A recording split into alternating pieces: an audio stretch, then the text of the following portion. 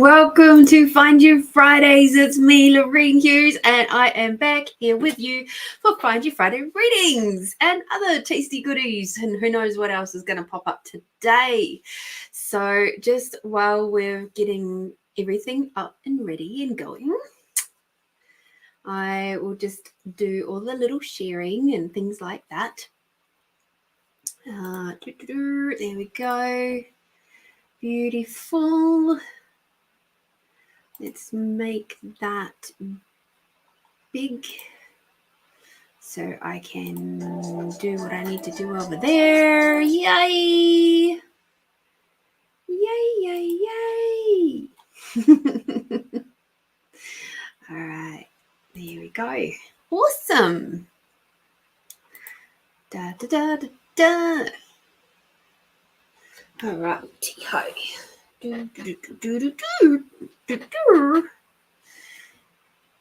Alrighty, hello. Yes, hello, Melinda. How are you, darling? I thought I'd go a bit moody today, given it's Friday the 13th. I can't guarantee it'll stay moody, but it's moody for now. Oh, my Lord. All I can say is we're in September now, and I don't know where the year is going. I did see a video just recently about why the possible reason why when you're young, why time seems to take so long, and then when you're old it's like poof, next thing you know it's a year's gone and you don't know where the hell it went. And it's to do with they were saying that when we're young we've got a lot more neurons and stuff firing in our brains, so there's loads more pathways and stuff. And so as a result, what happens is that there's so much more action happening in the brain that the thoughts and things and experiences can move around really, really quickly. Whereas when we get older, our brains are a lot less neuroplastic. So our neuroplasticity is reduced quite a lot as we get older. And as a result, those pathways become a lot more solid and rigid, rather than being able to go bounce from here to here to here to here to here to here to here. We've got to take the really, really, really, really long route. And because we have to take the really, really, really long route, what happens is that time for us feels really short, because we're experiencing things in a much slower way. I don't know how it works, but anyhow, that was one suggestion. Hi, Debbie. Hi, Edwina. Hi, Melinda. And thank you, Melinda, for the woo-woo. Moody woo-woo. So I have had a brilliant day today. Well, it was an interesting day. So my lovely work car had to go back into the mechanic today, but this time, thank the Lord, I got to take it to the mechanic that's like 5 minutes away from me. So yay, thank goodness for that. And they were able to squeeze me in today, but the car's basically got to stay there till Tuesday evening, because it needs to have a part ordered in. So there was a bit of backwards and forwards, and I had my first magpie swoop today. Oh my gosh. So hi, Judy. So I was walking back from dropping off the car to the mechanic the first time at like 7:30 in the morning, and I was walking back and I heard this whoosh and then a sound, and I was like, what the hell noise was that? It was like the click that got me. I was like, huh? And so I was I just carried on walking, and I heard it again, and I'm like, what the heck? And next thing you know, I see this magpie swoosh me, and I was like, oh, that's my first Australian magpie swoop. that was a bit of a fun and games for today. So the other 2 times I had to walk down to, first of all, pick up the car and then drop the car off again and then walk home. And so I made sure to go a slightly different way. So I avoided the magpies. They don't need to be stressed out with me just walking along doing nothing, apart from walking. It's not like I'm going to climb up their tree and pinch their eggs or anything. Magpies are funny creatures. So that was interesting. But I finally got my tea caddy finished today. It's a project I've been working on for more than 3 years. About maybe even 4 years ago, I created a cardboard prototype of what I was sort of looking at creating, and it has worked so well right up until today. It was still going strong, but I was just like, you know what, it's time to finish this project, which I started with the solid wooden version about 2 years ago. And so I finally got it finished today. Well, there might be still some little tweaks to do, but I'm so happy with it. Took me ages to rearrange my teas and stuff, because it wasn't just a 1-for-1, because there's some teas that I can't get anymore, but I hadn't taken them out of circulation, out of the little box, so I got rid of them. Then there was others, like new ones that have come in, so I had to bring them down and, do their little labels and stuff. And it's been a very exciting day. And now I'm back here with you guys. So happy days indeed. It's so nice to be back with you all. So let us get into the weekly reading. So then we can tuck into these beautiful paid readings, because 2 of you have already paid already. How did I get so lucky and feel so loved and appreciated? That's for sure. How did I get so lucky? And I really do feel appreciated by you both, so thank you. So that's a bit rude, me looking away as I'm saying that, but trying to do 2 things at once. Like this morning, I was cooking Buddy's food with this hand and giving Alex a massage with this hand. I'm like, this truly is multitasking, people. I was just like, oh my goodness, that just cracks me up. And they reckon that people can't actually multitask. They say that you can do one task and then have another task going, but you actually physically stop the first task to do the second task. And I'm like, there ain't no stopping no first task to get to the second task. It's the clapping of the beak over your head that always gets you going. I had a feeling it was the click of the beak, but I had no idea.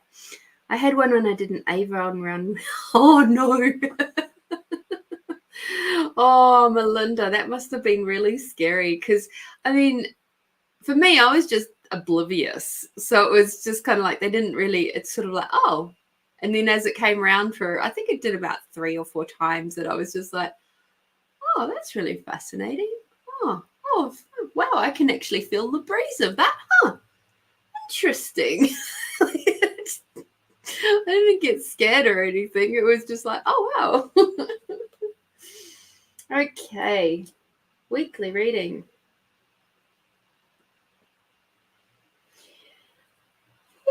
Let's see, where do we want to go today? Who wants to come and play for the weekly reading? Okay, thank you. Yes, Melinda, as I said in my post today, but this is more for the people who haven't seen my post nor that comment, is it really reminded me of being in primary school, because I lived in a very, very small village, and like the maximum number of kids at our school was like 35 to 40 kids for the whole school,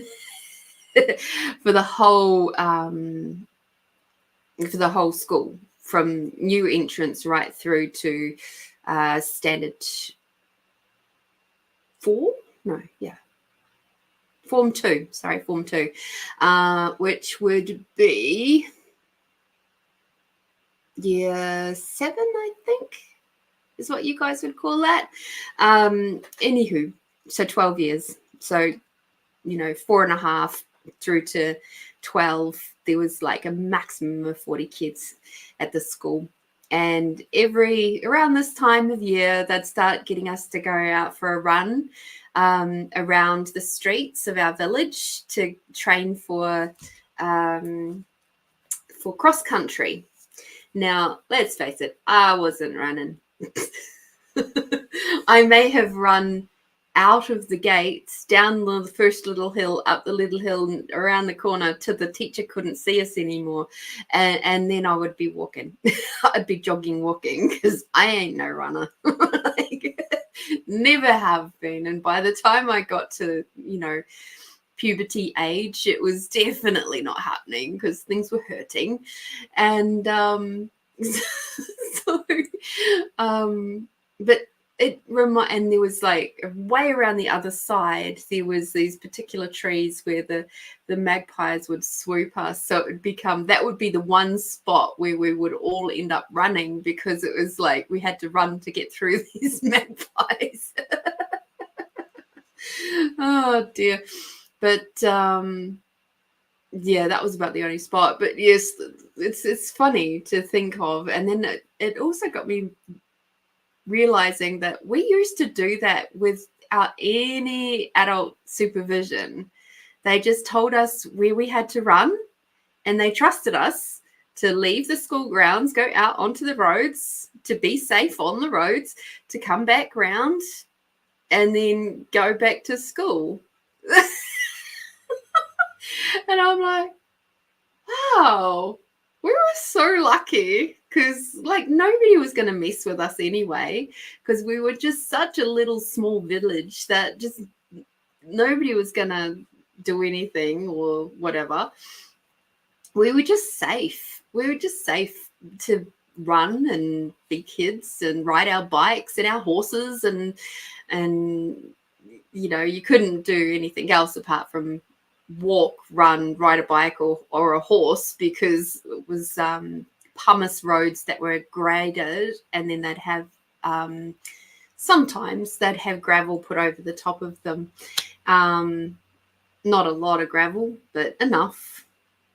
So there was certainly no skateboarding up our streets, because we couldn't do that. But yeah. Hi Brian, so lovely to see you. Judy, she loves magpies. I've been feeding them for 20 odd years, but I wouldn't like to be pecked by them. No, me either. I was really surprised. I remember one house I lived at that was so cute. We had these massive windows in our lounge room, and throughout the summertime, particularly after the babies were born, and I'd be watering my front grass and garden area, and the magpies would come out and they'd start playing in the water, and it was so fun to watch. And thinking about it, never had any of them swoop me, not at all. So interesting. And Brian, you're not late, I'm just yabbering. No need to say sorry. You get here when you get here. If you get here at all, and that's cool if you do, and it's cool if you don't, because you might have other things going on. Yes. I think about sometimes, I do feel like I've turned into that person that goes, back in my day, life was so much easier. Life was so much more simple. Our parents actually trusted us. And they trusted the community. Says a lot about where we're at, isn't it? So we've got this reading that's got to come out for the collective. It's from the 14th of September through to the 20th of September. Let's see. Oh, Brian, you got swooped the other day. Oh, no. I hope you didn't get I didn't make contact or anything.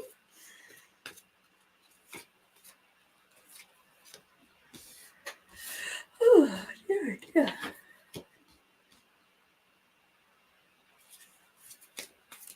Can be a little bit like, oh, it's a bit like, when you see a huntsman spider and you're not expecting to see a huntsman spider, and the next thing you know, you've got a big, huge huntsman spider just sitting there going, hi. And you're like, oh.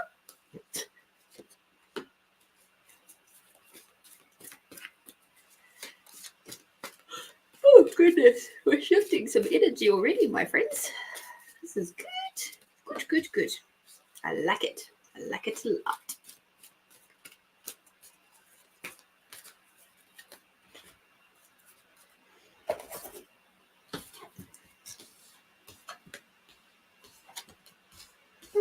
Okay.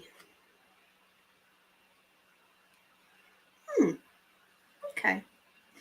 So, of course, this is a reading for the collective. It's a general reading for everybody. Take from it what you will, and whatever doesn't work for you, that's cool. If it doesn't resonate for you, that's okay. That's fine. It might be resonating for the person next to you. So, let us begin.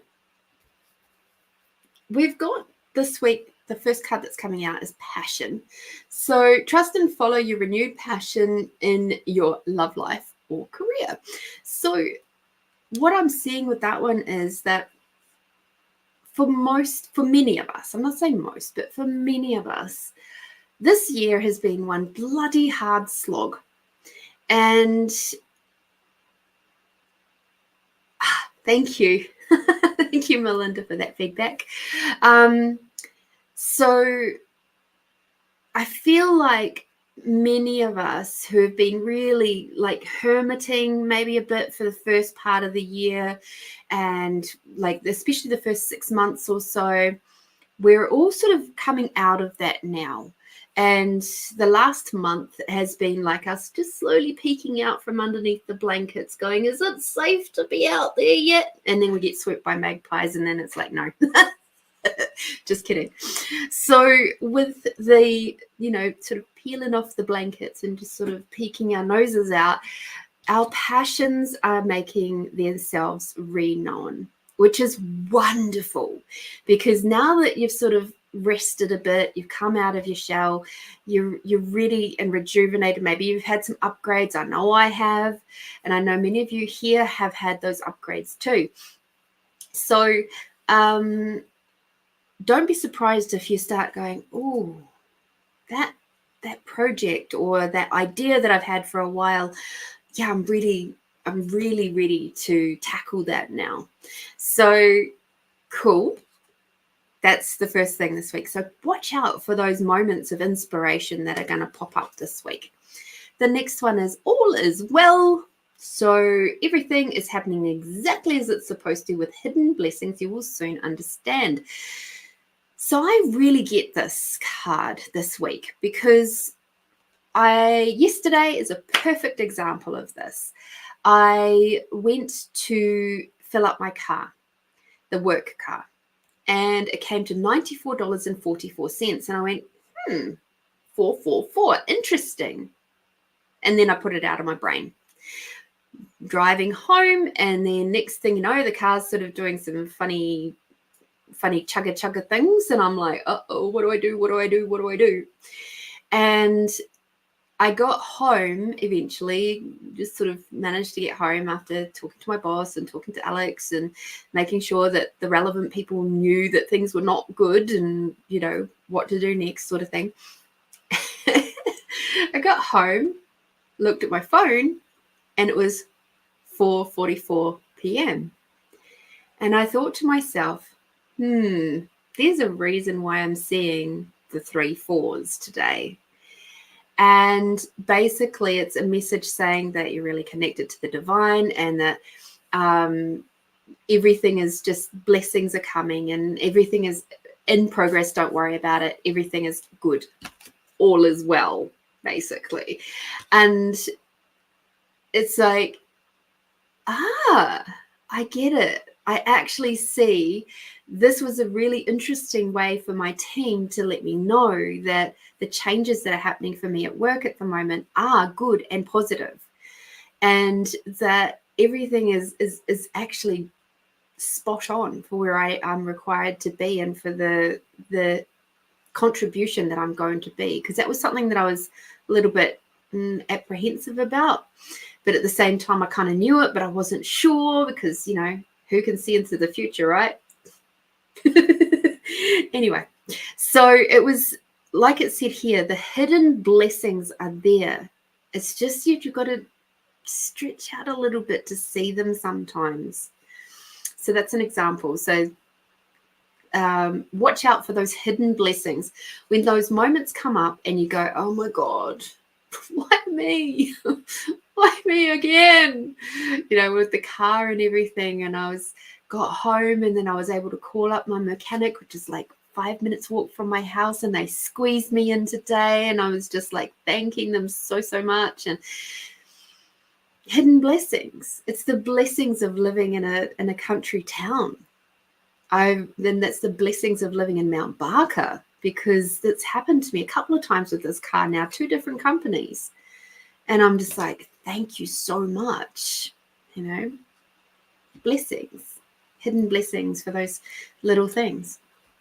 The next card that we've got is divine order. So again, it's right along the same lines, all is well, divine order. So what this is showing me is that some of you may be, hi Julie,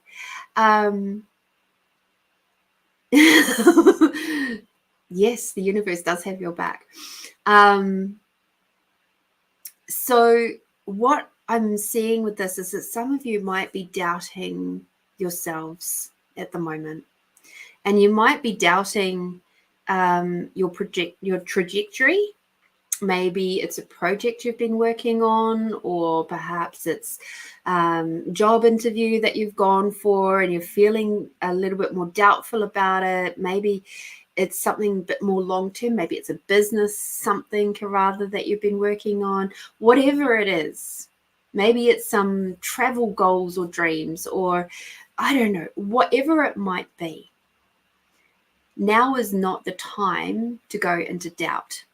Now is the time to ramp up your gratitude and ramp up the anticipation of receiving, because and the excitement of that, of feeling like you've already got it. And that is, thanks, Catherine. That is really what I'm seeing with these cards today, is like we've got passion, all is well, and divine order. First 3 cards up. So it's like your teams are saying that the universal team reading is saying, please don't give up. Keep going. You've got this. This is amazing. You might have these tiny little hurdles in your way, but it's all right. You've got this. Everything is going to work out. Because the next card that we've got is teaching and learning. Oof, that's a bit blown out today. Sorry, guys. Teaching and learning. And this again comes back to those hidden blessings from the All Is Well card. So this week, you might have those funny little lumps and bumps happening. Look for those hidden blessings. Know that there's a reason why the little lumps and bumps are coming up, the little delays or whatever. Perhaps there's a few more strings that are having to be pulled so that you can receive whatever it is that you're asking for. Perhaps it's a case of you have to change just that little bit more. Maybe you need just a little bit more pressure to push you just a tiny touch this way so that you can actually receive what you've been asking for. So don't be surprised if little lumps and bumps come up this week, but keep in your mind gratitude and look at what are the blessings here. Okay. The last card that we've got before we get on to our yummy card for the week is gentleness. Aww. So be gentle with yourselves and those around you, because you just never know what might be happening for the person in front of you.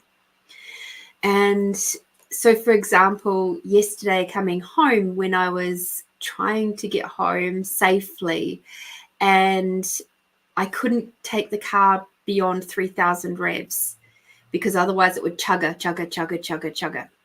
Turns out it needs an alternator, something or other. I don't know. Don't ask me mechanical shit.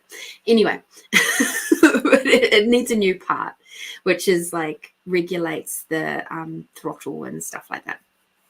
But anyway, I was so grateful that I was on the back roads coming home because I was able to keep my speed down. I wasn't too far from Woodside. I was only about 20 minutes from home.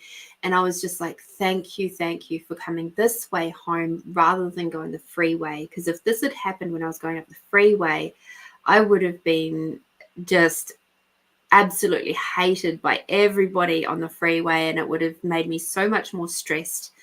There was hardly any traffic that came up behind me. And by the time there was traffic there, we were down in 50, 60 zones anyway, and it was absolutely fine.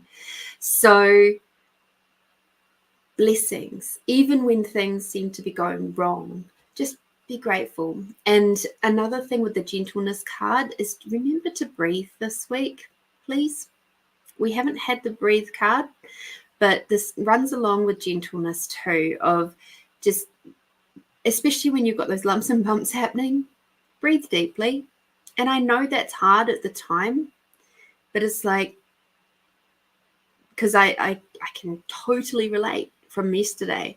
And I felt my breath was all up in the high chest area. And I was like, what can I do? What can I do? What can I do? Okay, let's pull over to the side of the road. All right.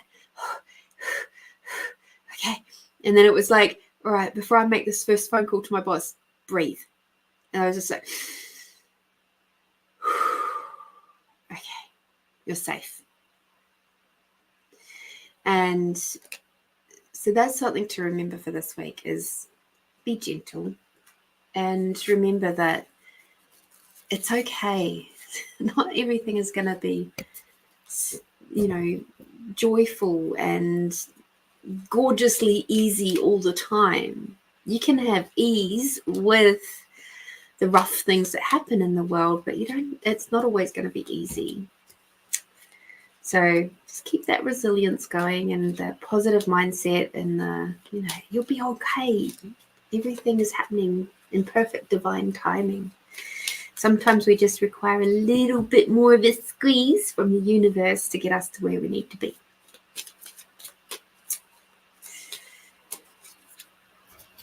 Aww, and we've got tenderness as well from our yummy cards.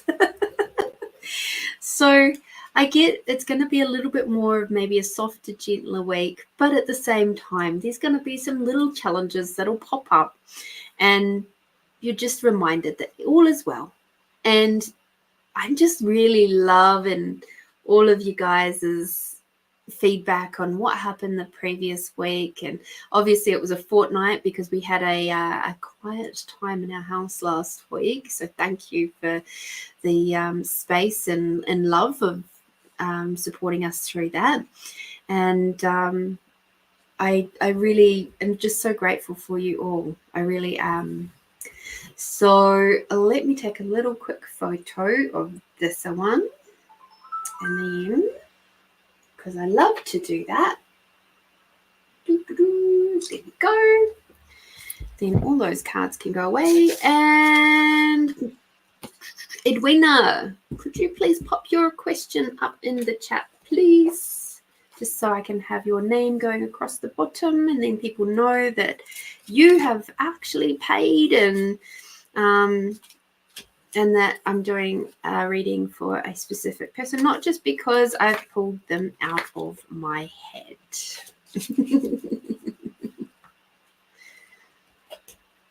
Alrighty. And the tea that I'm choosing tonight is ginger and peppermint tea. It's a Narada Organics brand.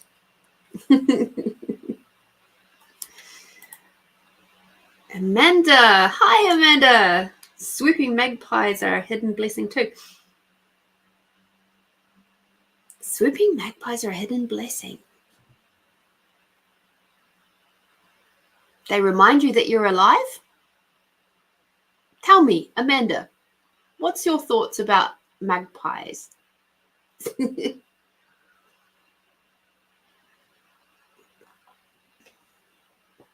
Oh, Christine, I missed you guys all too. But, there are times where you just got to have a quiet time, quiet moment.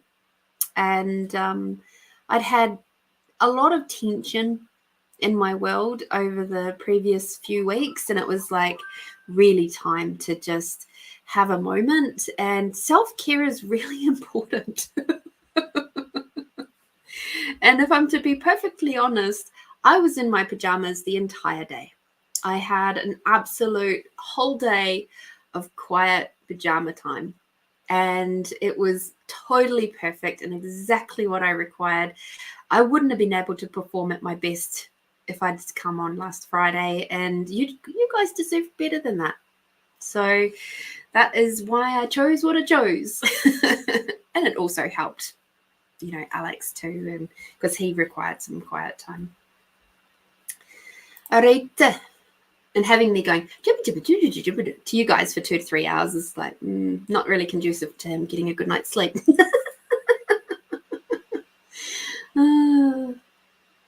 A whole day of PJs, nice, and a whole week of not seeing you. Oh, that's so lovely. You can always go back and look at my other ones if you're really, really worried. Okay, if you're missing me that much. Okay, Edwina, which one do you want to play with, love?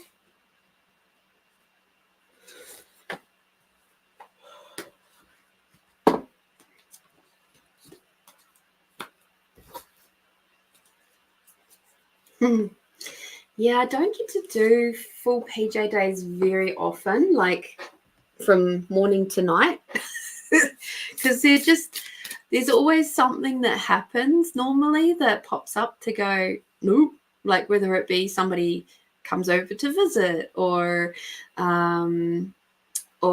it's having to go out and do the grocery shopping, or I've got to go drop a car off at a mechanic. Oh,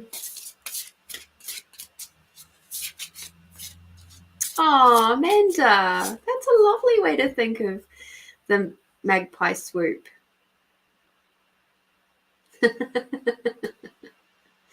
Oh, Lynn, hi. How are you? From the beautiful Aotearoa. I have to brush out my Kiwi.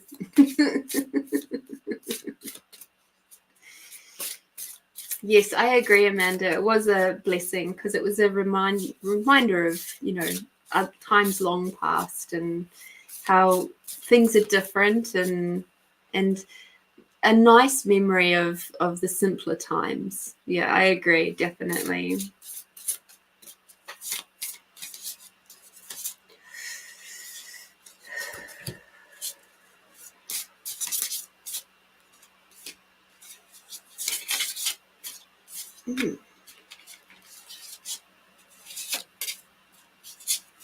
Edwina, I can feel you've been working hard, love. I feel like in my body, I'm feeling a lot of tension underneath the bottoms of my shoulder blades right now. And I'm wondering if, like, you've obviously been doing a lot of, like, heavy lifting. And might be good for you to go have a massage if you can.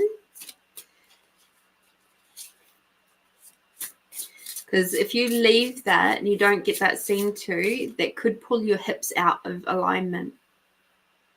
That's the message I'm getting with that one.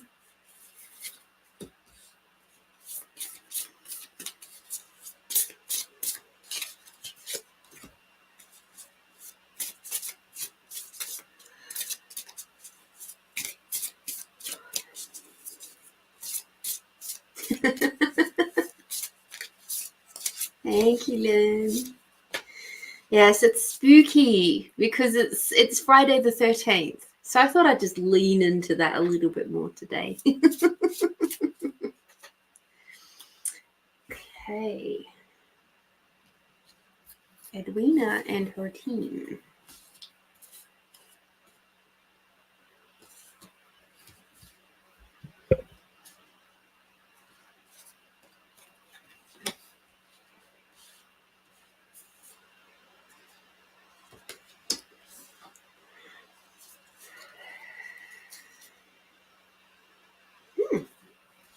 right, interesting.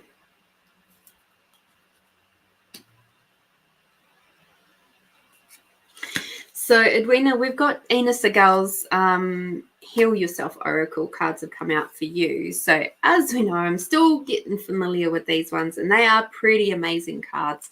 So, these ones I will read somewhat, and then I'll give you the overall thing of what is going on.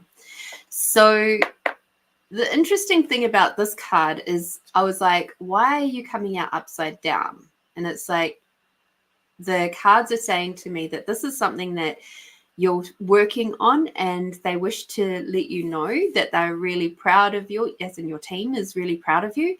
And because you are working with this and you're working on this, and they're like, we would wish to just give her a little bit of a heads up and a bit of like a, yeah, keep going, because you're doing amazing with it. And it is self-sabotage. So it actually came out upside down. So it was a reversed card. And I was like, that's a very curious card to have upside down. And so I really do love these cards. Like, they're really gritty cards, in that the imaging on them is just like so potent. And I just love how this particular deck of hers, she doesn't shy away from saying it like it is. And that's something that really appeals to me. So I'm so glad I have them now. Anyway, so it says, become conscious of how your inner saboteur functions. You're about to sabotage a big opportunity. Now, remember, this one was upside down, all right? So I would actually read that particular part as being that there's a big opportunity coming your way, okay? And the more that you keep working on not self-sabotaging, this opportunity is going to continue to keep coming your way, all right? Now is the time to stop procrastinating and cease focusing your energy on why you are unworthy of wonderful, enriching experiences. So let's have a quick look at that one. So what I'm seeing with that one is, instead of saying that you're procrastinating, it's like your team's just going, keep going. It's great that you're not procrastinating, and you are absolutely worthy of wonderful and enriching experiences. Keep going. All right. So when connected to the saboteur archetype, you begin to recognize all the ways you pass up interesting opportunities and relationships, which could make you grow, learn, evolve, and become fulfilled. So you're still doing that. Keep going. As in, you are not passing up the ways and opportunities and relationships that could help you to grow, learn, evolve, and become fulfilled. So I know this is a bit of a curious kind of a reading, but I have to sort of honor the fact that it was upside down, and to kind of like translate what that means. All right. The saboteur is terrified of change and guards your heart. So this is also a little bit of like a nudge to say, hey, just be aware that you might be doing a little bit of this stuff still. So the saboteur is terrified of change and guards your heart from that which is meaningful to you, with the misguided belief that if you don't try, you can't fail. It forgets that if you don't escape from your comfort zone, you cannot succeed and experience the love and joy which would fulfill you. So that's just kind of like a little bit of a heads up. Don't be afraid to try. Okay. And on the lighter side, the saboteur can help you connect to your intuition and help you to listen to your deeper wisdom, can assist you in deciphering a potentially dangerous situation from an exciting one. So if you maybe recall the last show 2 weeks ago, we did a meditation with connecting to your shadow self. And this might be another little bit of a nudge to maybe go back and have a re-listen to that particular meditation. Because when we get close with our shadow selves, these are the ones that have actually been there to keep us safe. We designed and created our shadow selves ourselves. And the fact that you are currently working this way means that you're not really allowing your shadow self to dictate where you're going, but at the same time, because it's shown up, it's something you still have to be a little bit aware of. Okay, so there's that. The next card.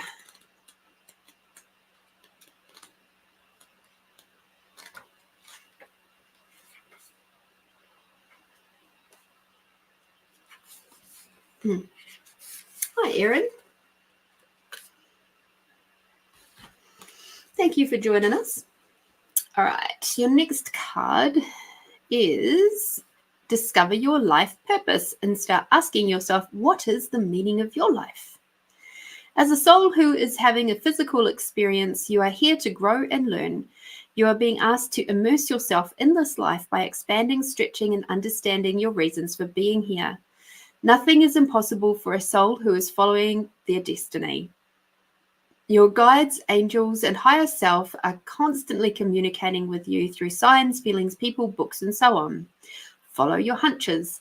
You are being given important guidance which may show up via strong feeling to travel somewhere, to speak to someone, attend a seminar, write, paint, and so on. No matter how far-fetched your inner guidance is, you need to listen. Your soul's purpose includes a combination of experiences that your mind doesn't understand, but that your soul needs to process to learn and grow. Some of these experiences will be enjoyable and heightened. Others will be challenging and cause you to struggle. But through them, you will know yourself. Give yourself permission to focus on what really makes your heart sing and put your intensity of emotion into attracting what you desire. Because equally, we can dive into that lovely first card of the self-sabotage and end up undoing what we desire, okay? And taking ourselves off the path of growing, shifting, changing, learning, and all that sort of stuff. So keep discovering your life purpose. And you know what? One thing that I would like to say at this point in time, and this is not just for Edwina, this is for everybody.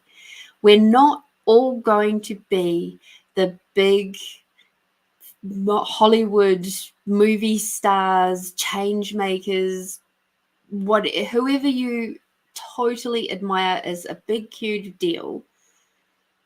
We're not all going to be that. Some of us, and most of us, in fact, are just going to be making those changes and having those experiences and being the influence of positive change at a grassroots level from whatever job we're doing. Whether it be a checkout person, whether it be a cleaner, whether it be an accountant or a PT person or a person who works as a cook or whatever it might be. If you approach your day and your work with that space of even, the stay-at-home mums, well, I mean, you guys, mums and dads, have got like the most important job, really. But we're all contributing to a greater future. So every single one of us is an important part of that puzzle. We're not all going to be up on the big, huge stage doing TED Talks. And it's okay to not be there. It doesn't make your contribution any less important. Okay? So when I see this kind of card of your life purpose, people are like waiting for that big, huge whiz bang, like, oh my God, I'm going to fucking rock the world with this moment. And they find themselves getting really depressed and disappointed when they don't get that. Meanwhile, they have just contributed to 30 or 50 people without even realizing it, by being themselves and being friendly and being helpful and being just gentle and kind and listening. It's like I go through, given that I've had such a super long experience in customer service, like I started in customer service from a very, very young age. just helping my mum and my grandparents out with the horses and the AMP shows and things like that. So at a very young age, I was in customer service. And there's something that I do with other people, and it's a simple, tiny little thing. And you're more than welcome to take this with you and run and play with it. And let me know if you already do this. But when I go to somebody's checkout or wherever I am, whether it be a supermarket or a pharmacy or a service station, it doesn't matter. Wherever you're being served by a person and you can see their little name tag, use their name. Say, when they say, hi there, and you like, or whatever, however they greet you, and you go, oh, hi, Charles. Say if their name's Charles. It's like, oh, hi, Charles, how are you today? And you'll see them. They'll go, oh, hi. Because in that moment, you've acknowledged them as a person. You've just made their day. Because now they know you see them. And that makes them feel important. Everybody wants to just feel important and seen. So anyway, please know that your life purpose is doing exactly what you're doing right now and more. But whatever you're doing right now is you're spot on. Okay? Julie, yes, being your awesome self. I like that. Erin, I do that. And to add to that, my daughter makes sure I ask every single person their name. Oh, it really does make that. It truly does, Erin. It's one of those funny things. I love watching the reaction. And I also notice when I am not in a good space, which doesn't happen too terribly often, but when I'm not in a good space and somebody really takes the time to ask me how I am, it's kind of like takes me out of my bubble of like, God, don't even look at me. I don't want to be seen. I'm just going to put my head down. I'm just like trying to get through And I honestly think like those self-service checkouts, while they are handy when you're in those kinds of moments, they actually don't help. What they do is they create more of that isolatedness because people are not being, for want of a better word, forced to talk to other people, which can truly help bring someone out of a depressed, sad type moment. Back to Edwina. 32 is your next card. Oh, Lynn, I love that you do that too. All right. This card. Ooh, so cool. Phoenix Rising, Edwina. See? You're just being so amazing and you're not even realizing that you're being so amazing. Everything in your life is falling apart in order for you to rise from the ashes with renewed strength. This is not a time to create, but a time to sweep away everything that has not worked in your life. The reason so many things are breaking down and not going your way is because the old cycle of your life is completing. Aha! So we have more clues as to why the self-sabotage card is upside down. You may feel that you are walking through the fires of life right now in order to be cleansed and purified for your rebirth. Soon you will not recognize yourself. You are reclaiming your spirit. If possible, try to isolate yourself from the chaos surrounding you. Now is the time for you to feel any pain that you have previously suppressed so that you can heal. The universe has plans and opportunities that are better than you can imagine. So let go and trust and anticipate what is coming. Interesting. So I'm just going to tell you the action with this one too so that you can come back to it. So we're at 50 minutes in case you want to just jot that down. So it says, write down what you are afraid of letting go of. number your fears from the worst thing that could happen to the smaller fears, and then write down what could be a possible gift of facing that fear. Place your hands on the part of your body where you feel the most fear and say to yourself or out loud, I am willing to let this fear go.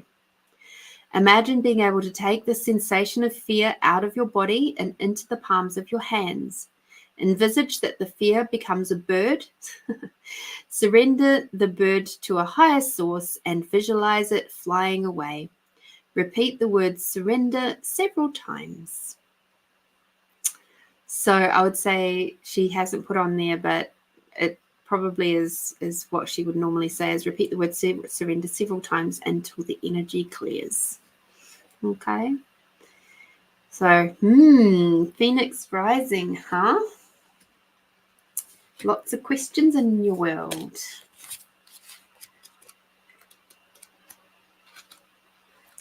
Uh, 34.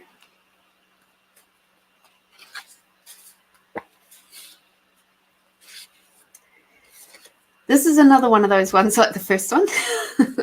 And again, it's upside down.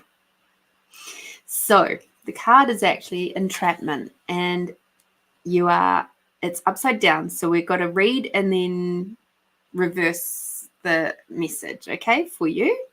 So right off the bat, I say you're really stepping up, and this is awesome. Says, so initially the first little message is you are letting too many things in your environment control your life. So if that's reversed, your team is going, this is fucking awesome. You're not allowing these things to control you anymore, and that is amazing. Congratulations. Keep going. So the next sentence is, you have drawn this card because it is time for a shift in personal power. Okay, so if you've already made that shift or you're in the stages of doing that, keep going. Okay, you are encouraged to take responsibility for your life and choose new ways of thinking to create that change. So you've got a lot of really awesome energy happening in your world right now. The reality is that for you to make the changes you desire, you require a system, daily discipline, and motivation. As long as you blame the outside influences for any circumstances in your life, you are powerless. It's the government, your abusive background, the interest rates, the bank's fault. The system that many ultra successful people use is they read books every day, listen to audios, go to as many seminars as they can, practice recognizing others' achievements, and form relationships with like-minded people. So given, again, that this was reversed, okay, the message that I'm getting from your team with this particular card is it's another one of those, you've done really well to move through this section of your life. And the other thing that was coming up is when you take full responsibility for yourself and your life, you will be able to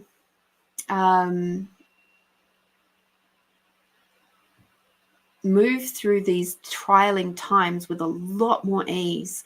When we are constantly blaming others and pushing it out to other things like partners or the bank or whatever, the government, employer, when we try to pretend like we didn't have a choice, all you're doing is yourself a disservice. Okay, so the fact that you've already done a lot of that work, your team is just saying, yeah, no, you're doing great. Congratulations, keep going. All right. So the next card that we have for you.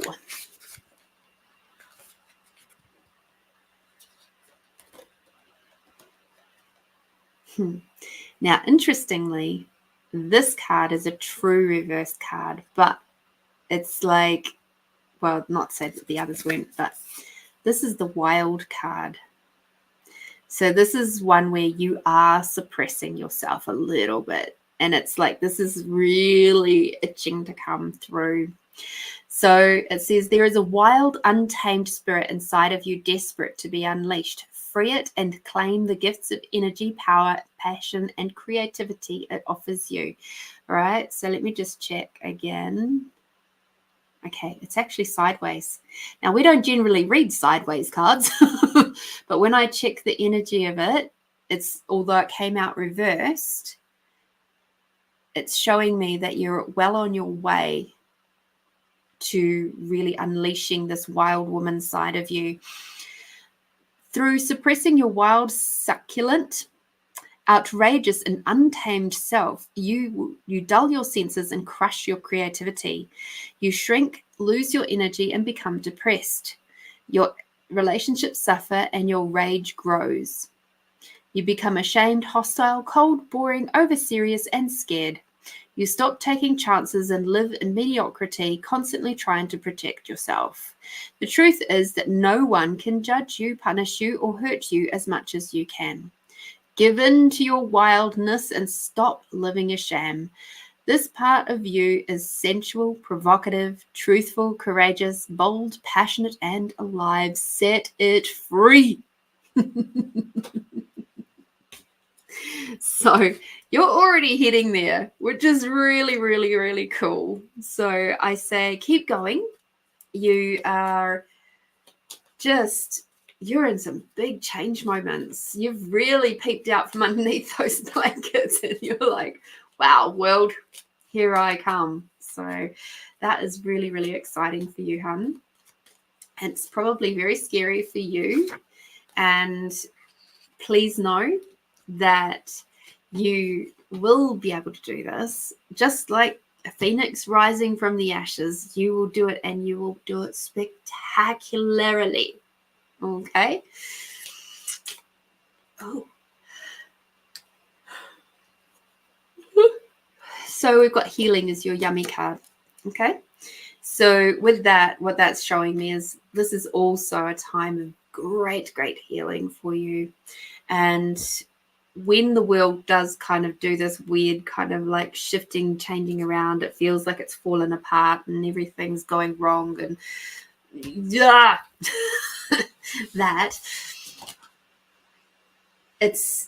I know now that that's one of the most exciting times, because big changes afoot, and it's like you have to, sometimes the universe has got to push you in a really big way to make you head back and course correct. So you're obviously ready for it, because it wouldn't be happening otherwise. So well done. I'm looking forward to seeing how this flows through your world. And thank you so much for your very kind donation. And without donations like yours, the show wouldn't be able to keep running, because it does cost money to do this. So thank you very, very much. And I hope that reading helps to give you some encouragement to keep going in your wild goddess self and just be amazing. Alrighty. Thank you. Melinda, my sweet, you are the next one up, please, my dear.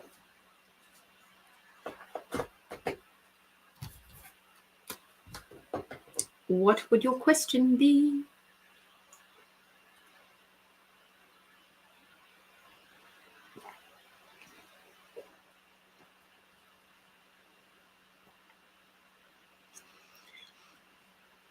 It's a beautiful reading for a beautiful person.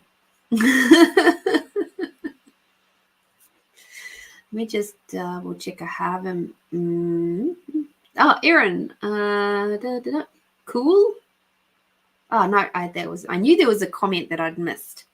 Please and thank you is good as well. We were at Woolies tonight and was at the deli. A young fella gave us half price on something. That was lovely of him. Wow, Judy, that is such a blessing. That deserves big pleases and thank yous. I love that. Absolutely love that.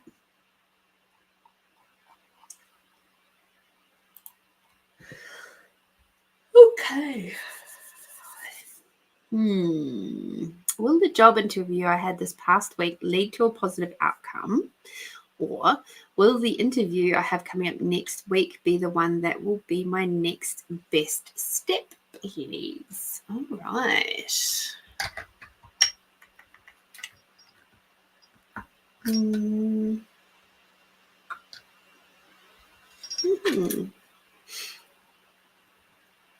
Let us do the pendulum. Okay, show me the yes.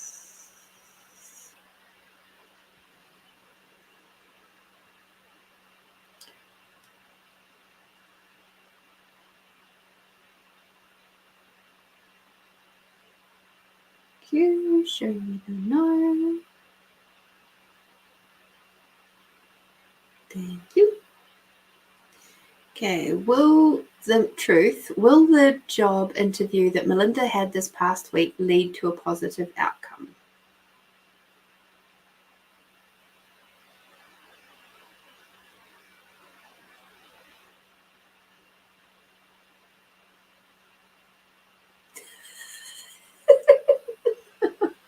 I have never seen it do that before. It was almost like in a heartbeat going frontwards, backwards, and then in the next heartbeat side to side. It was just sort of like boom, boom, boom, boom, boom, boom, boom, boom. So let me just rest my hand down and I'll try that again. So, truth. Will the job interview that Melinda had this past week lead to a positive outcome?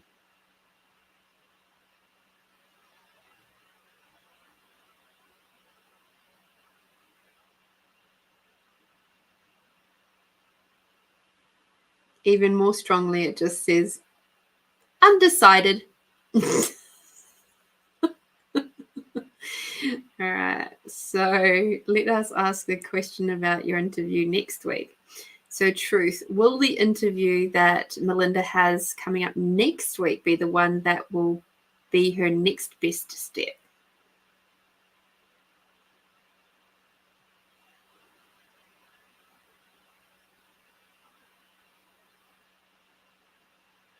Okay, that is coming out as a straight yes.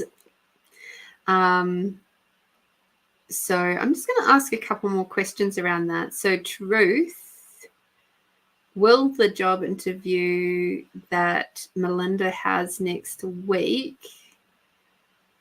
have a positive outcome for her? Okay, yep, that's coming up as a yes. Let's see if I can do it up here. It's very hard to do with your arms raised up in the air. But so, truth, will the job interview that Melinda has next week have positive results?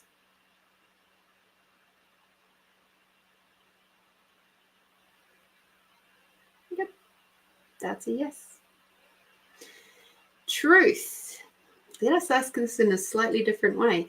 Truth, will the job interview that Melinda has for next week secure her a job?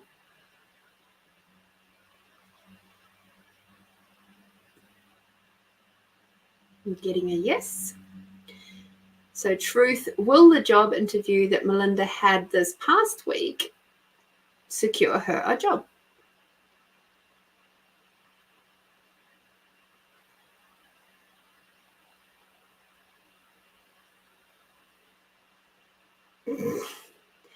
It's very much undecided. They don't know yet. They haven't chosen. Okay, I just wanted to prove to you guys how this works. It's a very bizarre thing.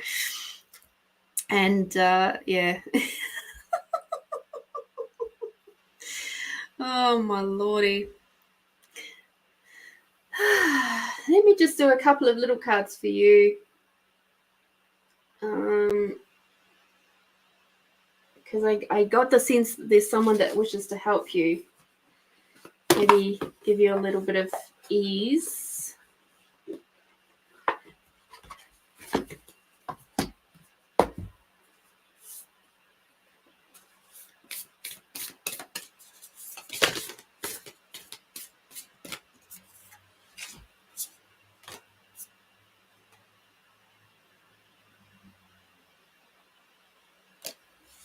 Okay. That was very quick. So being very loud. 121. Okay.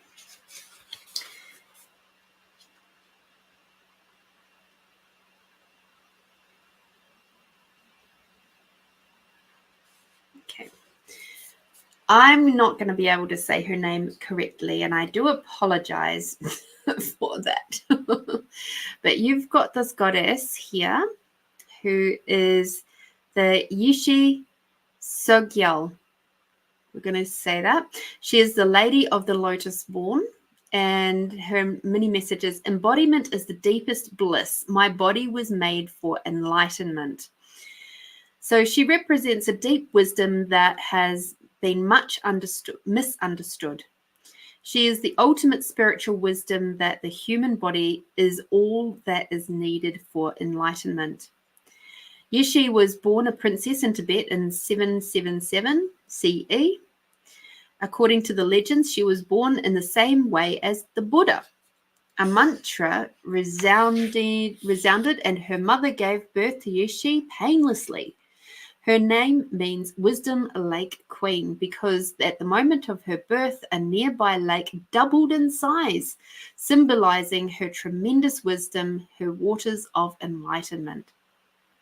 So when your soul selects her card, it can be so easy to forget that everything we touch, everything we say, everything we do is not separate from the divine. Yishi embodied one of the most potent spiritual truths. The female body is an asset to enlightenment, not a hindrance. The body is a vehicle to free us from the idea that there are any limitations to reality. Tantra, which weaves together the sacred and the mundane to reveal the spiritual nature of all things, allowed Yishi to realize that she was both an ordinary woman and an incarnation of the Buddha. We are both human and divine. We are both a mortal body and an eternal essence that continues on. The body too often can be a scapegoat for so much hate, distrust, and violence. The body holds infinite wisdom, pleasure, and possibilities. This is the moment you see your gorgeous body as the tremendous gift it is. It's the moment you realize that there is no greater intoxication than being fully in your body from head to soul. Yishi is the call to remember the holiness of your flesh, the deep wisdom your body contains, and the temple you walk around in every day. Your soul voice meditation. What helps me remember that my body is sacred? So you might want to write that down. What helps me remember that my body is sacred? And your intention with working with Yishi is embodiment is the deepest bliss. My body was made for enlightenment. Okay.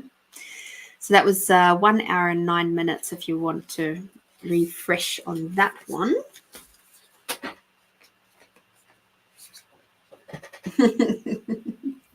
Oh my goodness. Agreed.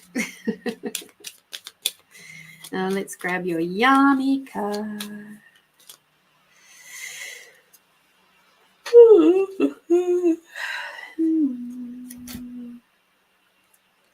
And you got Grace.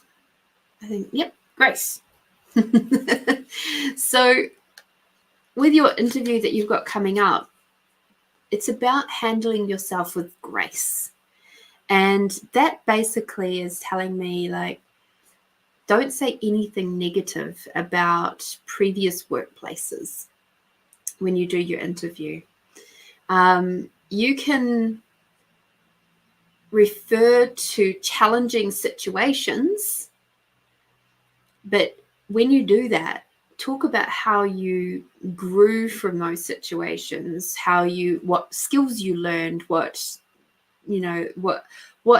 you took away from that moment. It's instead of it being, not that I'm sure you wouldn't do this anyway, but some people take a job interview as a moment to really slag off a previous or even a current employer.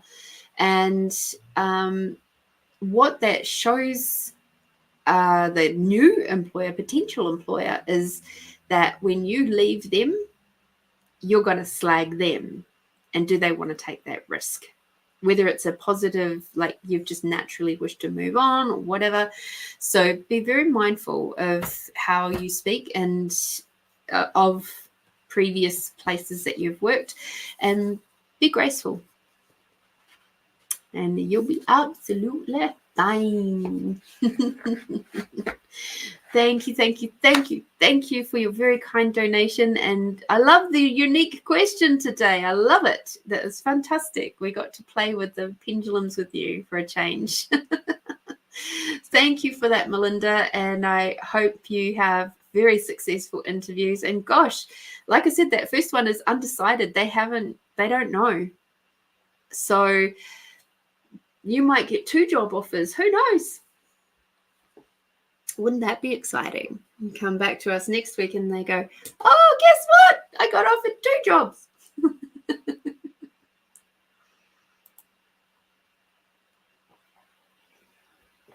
Alrighty. So thank you again for your very kind donation. Righty. Christine, I think, was the next one. 31. Yep. So Christine, I am going to jump back up to where your question was. Cool. Okay.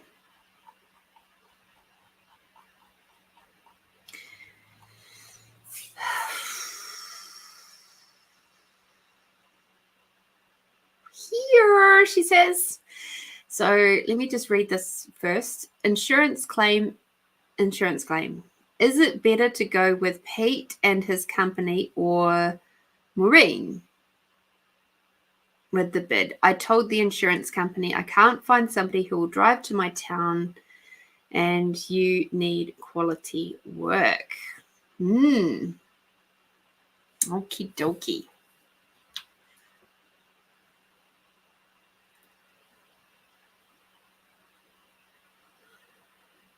Ooh. The pendulum chain has got a little knot on it. I don't think it will matter.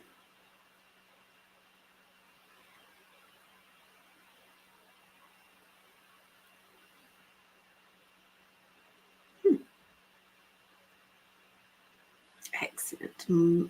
Maroon. Okay.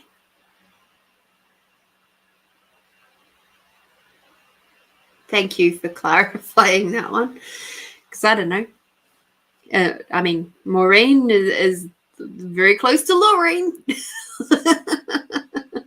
but Maroon makes more sense. All right. So, truth. Please show me a yes. Let me hold that up so you can see it. Okay. So, show me a yes.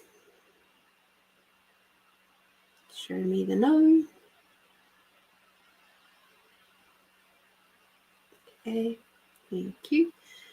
So truth, is it going to create more for Christine to go with Pete for the insurance work?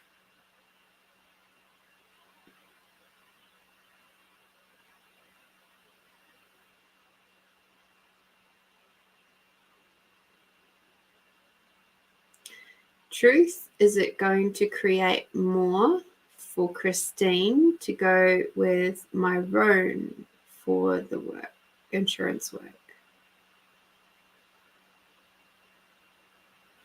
Okay, I'm just going to put my hand down because it's very hard to hold it way up there.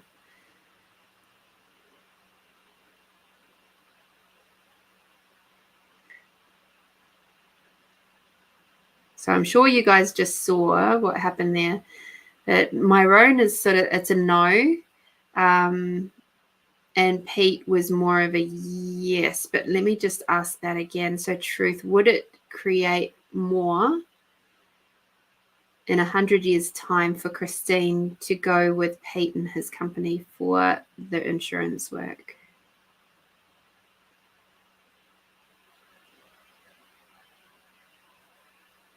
In truth, would it create more for Christine to use Myrone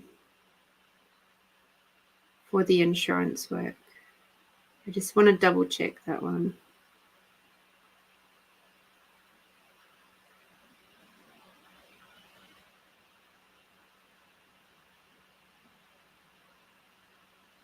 Yeah, I'm still getting the same result. So there is certainly more of a positive with Pete than there is with Myrone. So let me just ask a couple more questions for you.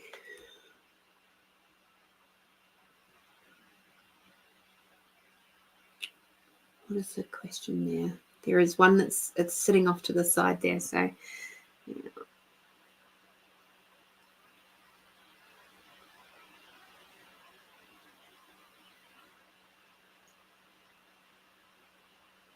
Cool. All right. Just make the chain a little bit shorter. So Truth, is this anything that Christine requires to be concerned about when working with Pete?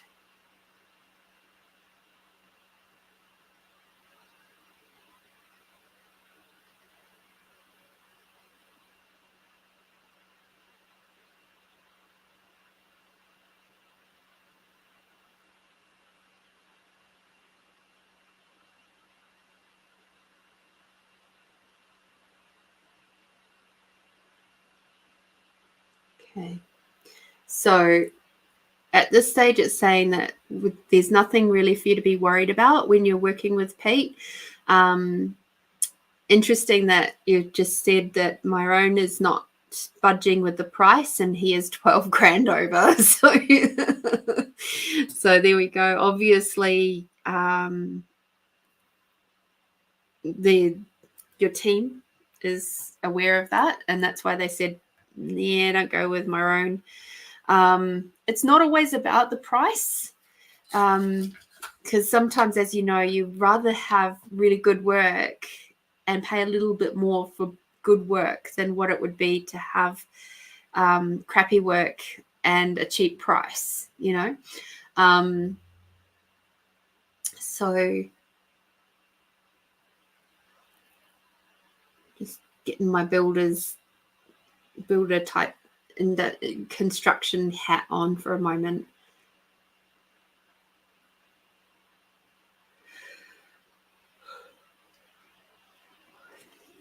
Okay. So Truth, will Pete treat Christine honorably?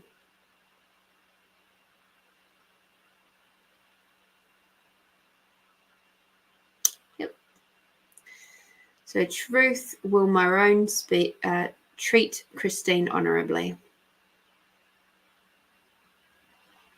Nope.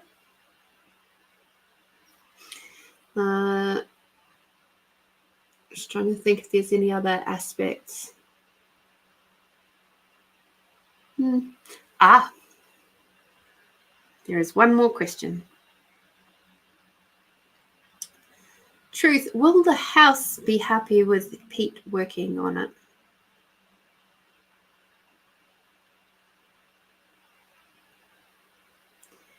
Truth, will the house be happy with Myrone working on it? Nope. Cool. So there we go.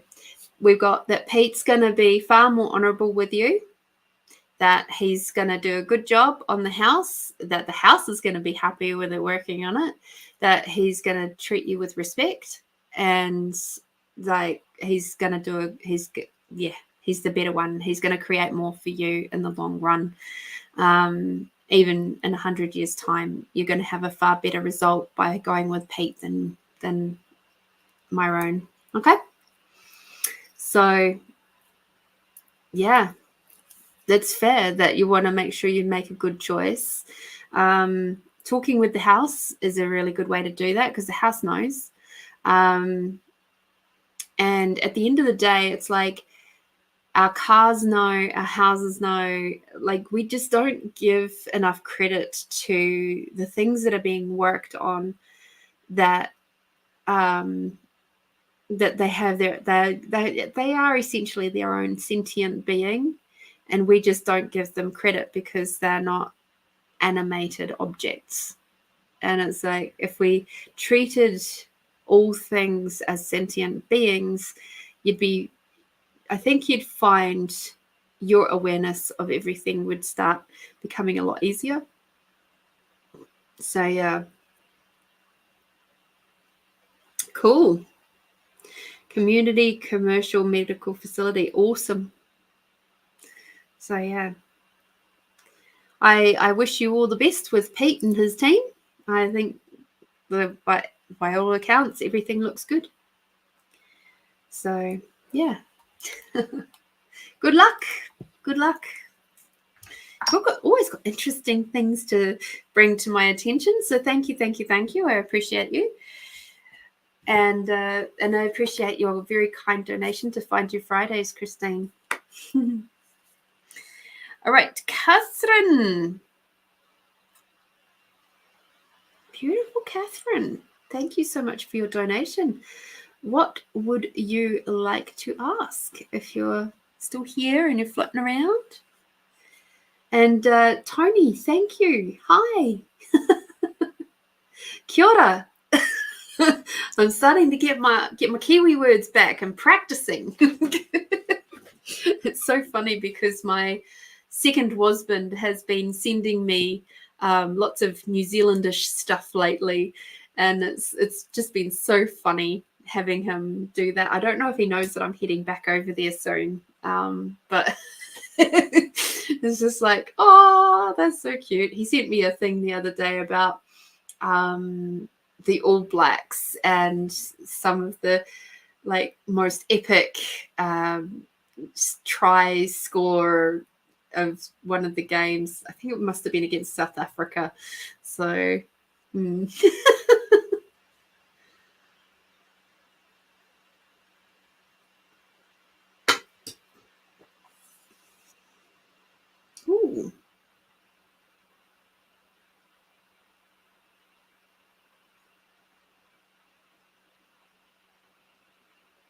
Not till October. So you got me for a few more weeks yet. Which reminds me, when I'm in New Zealand, obviously, my beautiful ones, I'm not going to be here. I'm not going to cart all my tools with me, unfortunately. But it'll be a nice little rest and relaxation kind of.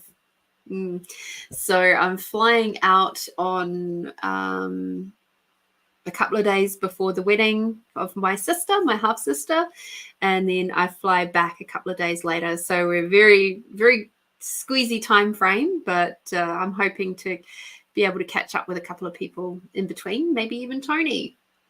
So just depends on the timing of everything.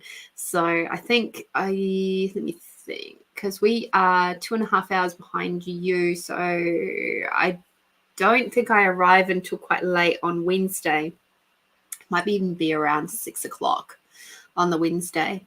Because I fly out from here at midday. Or thereabouts. So yeah. So maybe even on the Thursday I'll be able to catch up with you. Who knows? Alrighty. Catherine. So, are you able to ask the pendulum if the shelving and hardware for the black and white bookcase is in the house or the garage. I'm concerned it went to the op shop and curious if travel with the girls for a cultural experience will come to fruition. Interesting questions. So let us have a look. Which pendulum would like to play with Catherine?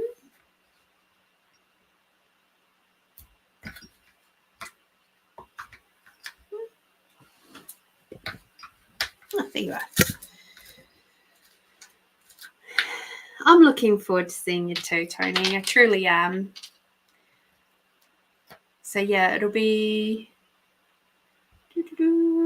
Thursday the 24th is probably the day that I'd be able to squeeze in to see you. Just because I fly out on the Monday, and the Friday will probably be traveling down to Taupo, because that's where the wedding is. And yeah, so by we I mean my friend who lives, my soul sister who lives in Hamilton, will be traveling down on the Friday. All right, Catherine. Oh, sorry, pendulum.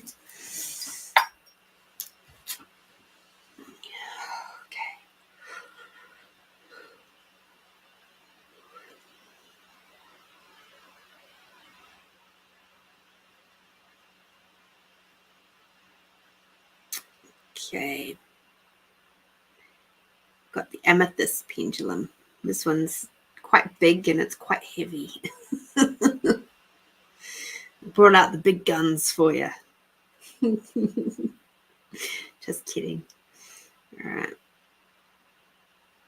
Show me the truth. Show me your yes. And truth, show me your no.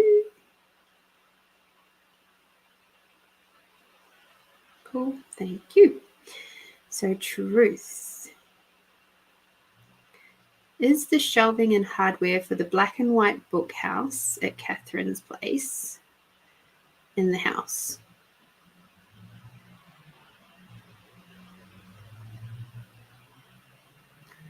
Truth. Is the shelving and hardware for the black and white bookcase in the garage?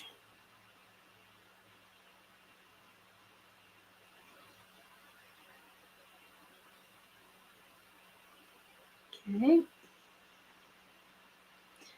So I've got a no for the second one. I got a yes for the first one. So at the moment, we've got that it is still in your house, that it is not in the garage.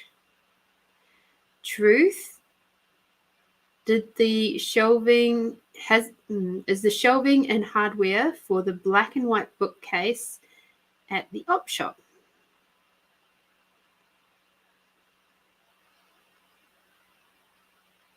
That's a no. Truth.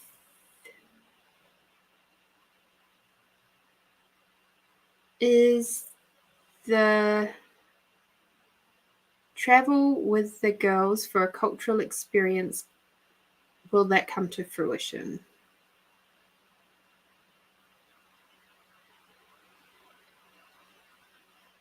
I have a very good yes on that one. So truth, is there anybody in the group that will cause that travel trip to not come to fruition?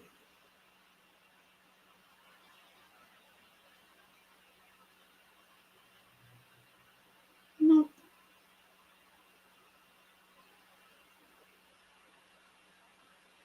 No. So it looks like the trip will happen. It looks like your shelving and hardware for the black and white bookcase is indeed in your house.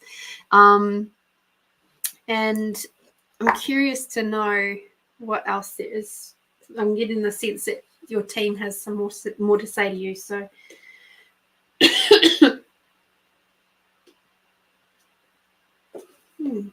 oh wow, we haven't had the color cards in ages. So nice to have some of the rigidages coming through.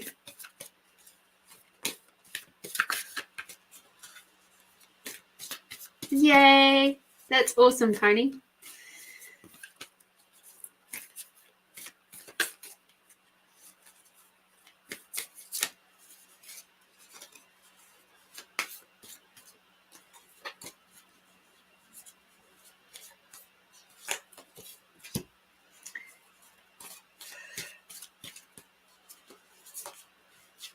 I find these cards so interesting in comparison to the other cards that Ina's got, because these are so soft and gentle and fluffy. Oh, I could ask some more questions about where the things might be in your house, maybe. Let's see. Just have a look at these cards first.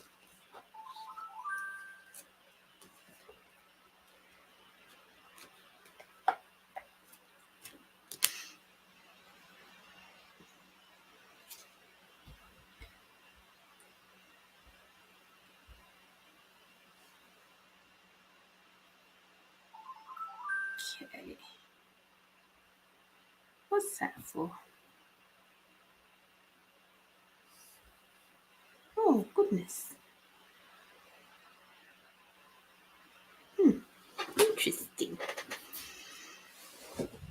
Just want to make sure I'm not missing anything.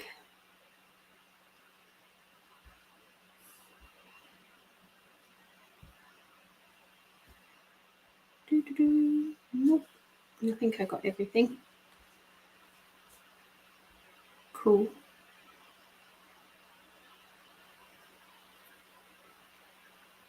Oh no. Christine has done another question? Okay. Cool. All right.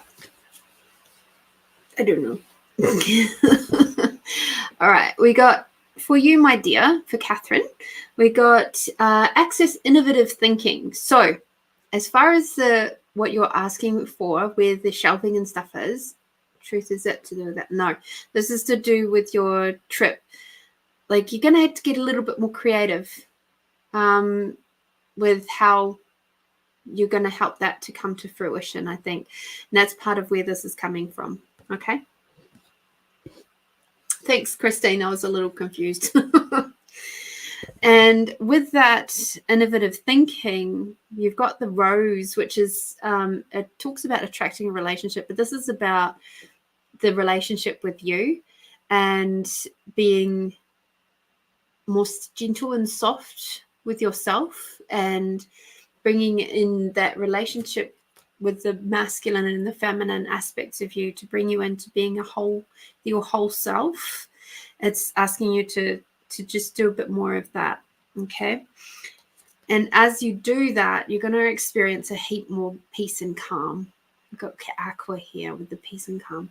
So experiencing the peace and calm happens when we are in a more balanced state between our masculine and feminine energies, between our higher self and our body and our mind and our soul and or being, whichever way you like to call that. So when we are choosing to be going out into nature and connecting that way, getting off of the screens and all of that sort of stuff, it really does help with the balance of everything. And along with that, we've got magenta, which is to trust your deepest inner knowing. So it's about trusting yourself. Okay, you got this, you know this. So let me just check in with this once more. So truth is the shelving and hardware for the black and white bookcase in the lounge room. Truth, is it in a bedroom?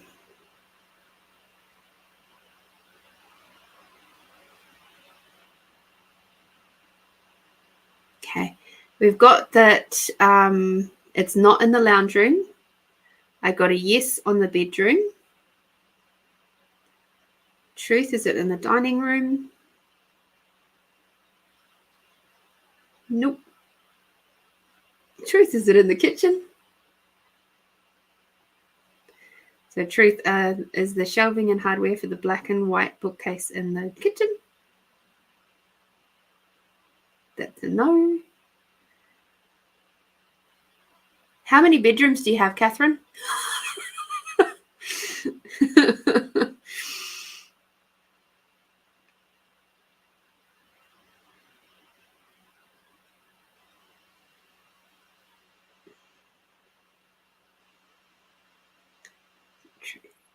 1,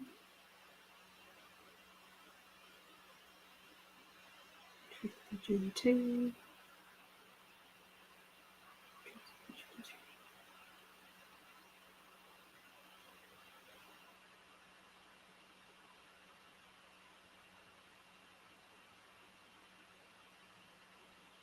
Okay.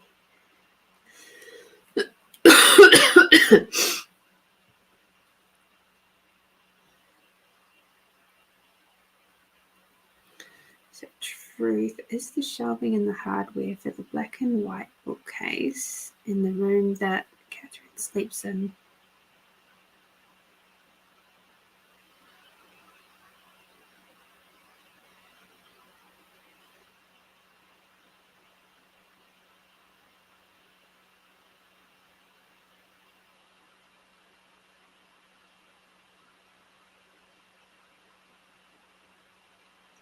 Truth is the shelving and the hardware for the black and white bookcase in her spare room.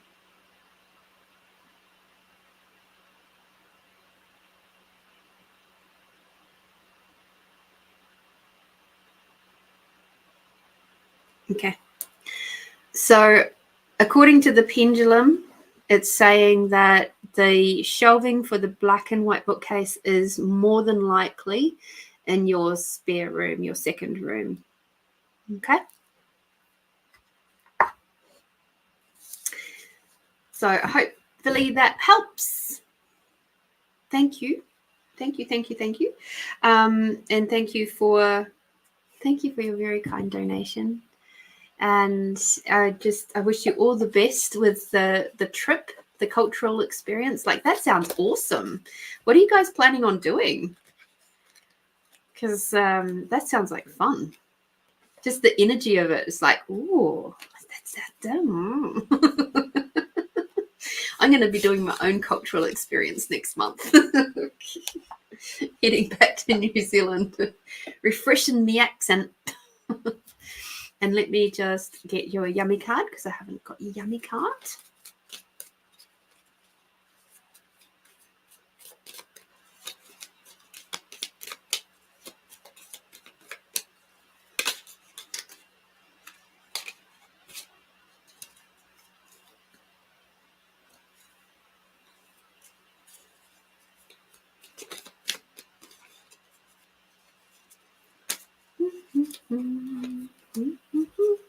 Oh, my goodness gracious. All right.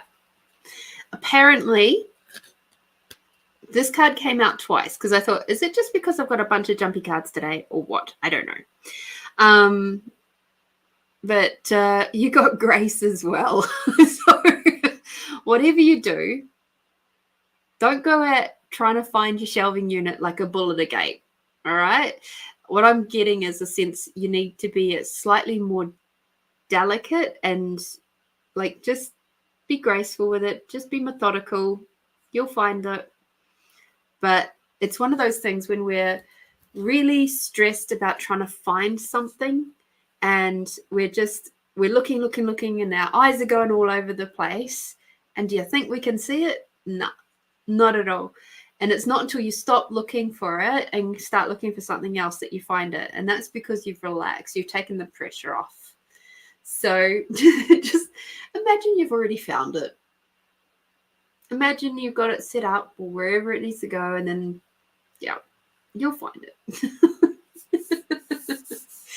And Bali for 15 days. Oh, that would be amazing. Helping children, women, and orphanages. Oh, wow, Catherine. That's amazing. Oh, wow.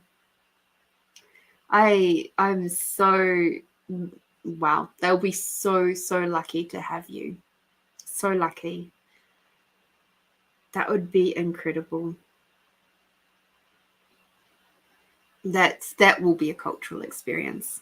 I don't know if you've ever been to Bali before. I have, just the once though. Yeah, I get that sense that you are exhausted looking for it. That's why I think that's why that card was determined to come out with that one. but yeah, Bali, it's beautiful.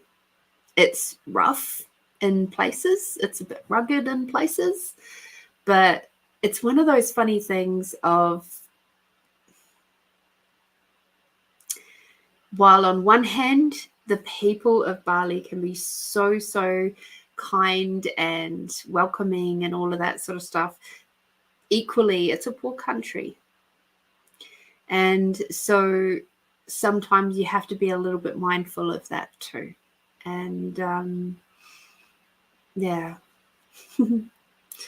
I know you'll, wow, amazing, and so cool that you've, been able to get yourself involved with that one. That's so cool. But different on a holiday, I want to experience behind the scenes. Yes, exactly. I totally get that, Catherine. It's one of the things I say to my, like when I'm looking at going overseas and things like that, I don't want to necessarily do the big touristy stuff. Now, when I went to Bali, yes, I did the reptile zoo and the bird zoo, and I think those were the main things that we did that were the touristy things. Oh yeah, and the monkey park, sorry, in Imbed.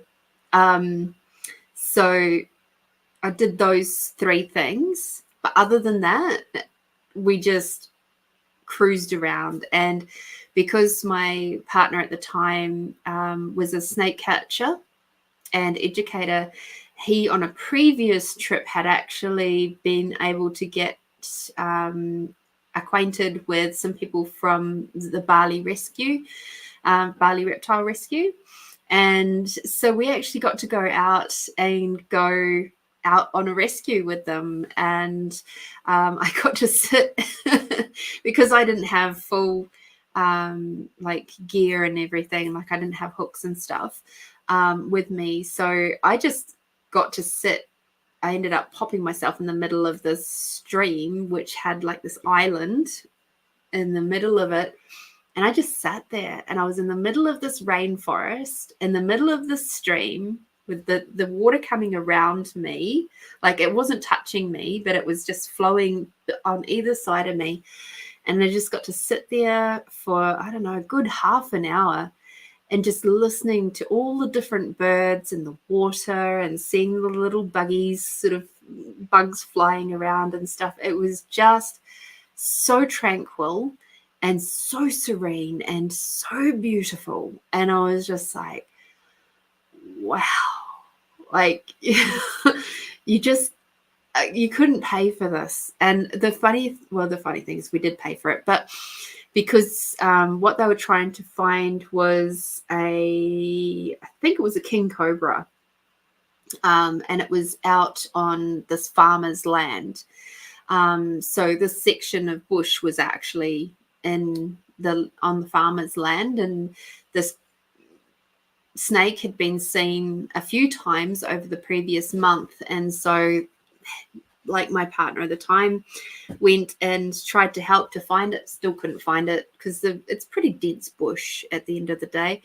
And we had to pay, I don't know how much, to go towards the farmer to say thank you, basically, for us allowing us on his property. And they were more than happy with that. So that was really cool. But yeah, we got to go around on the motorbikes, and yeah. So along with that, they have the reptile rescue place over there has hi Paul, how are you? It sounds like I need to say to you, how the bloody hell are you? You need a beer. Oh dear. But one of the things that he did end up doing is we actually got to take, because the reptile rescue over there in Bali has got a few animals and snakes and stuff. So we got to see all sorts of different ones that and be really up close with them, unlike the reptile park. And we actually got to take this, oh God, I don't know how long it was. It was a really big king's cobra though. And it took 4 of them. I didn't touch it, of course. I just watched and took photos. And they took it down away from where it was housed and down the back of the property and down this little road to where there was like a park area. And they had this stake put in the ground. And then the people who ran the reptile place, they held on to the tail of the cobra, and my partner ended up kissing the head of the cobra. So he'd gotten very close to it the last time that he'd been there, but the last time he'd been there, he'd just been able to pat the back of the head.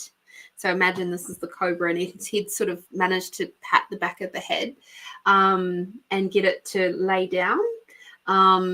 But this time he actually was able to get it to come down, and then he literally kissed the cobra. It was like, whoa.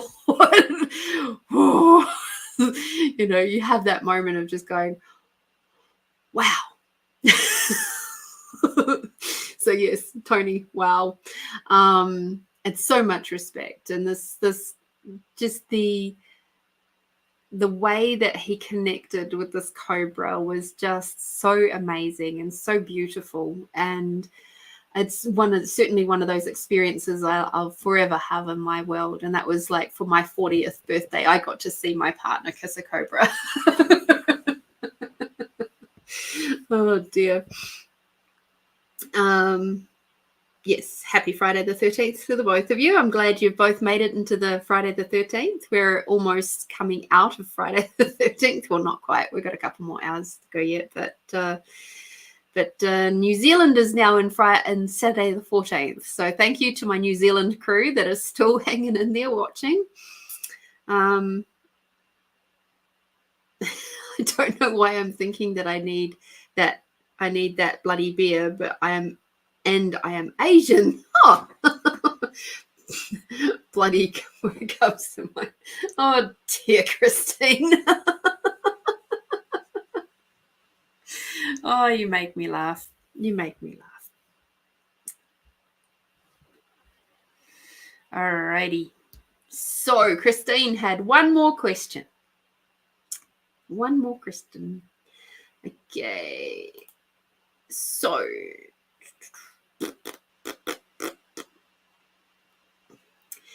there was something that came up today.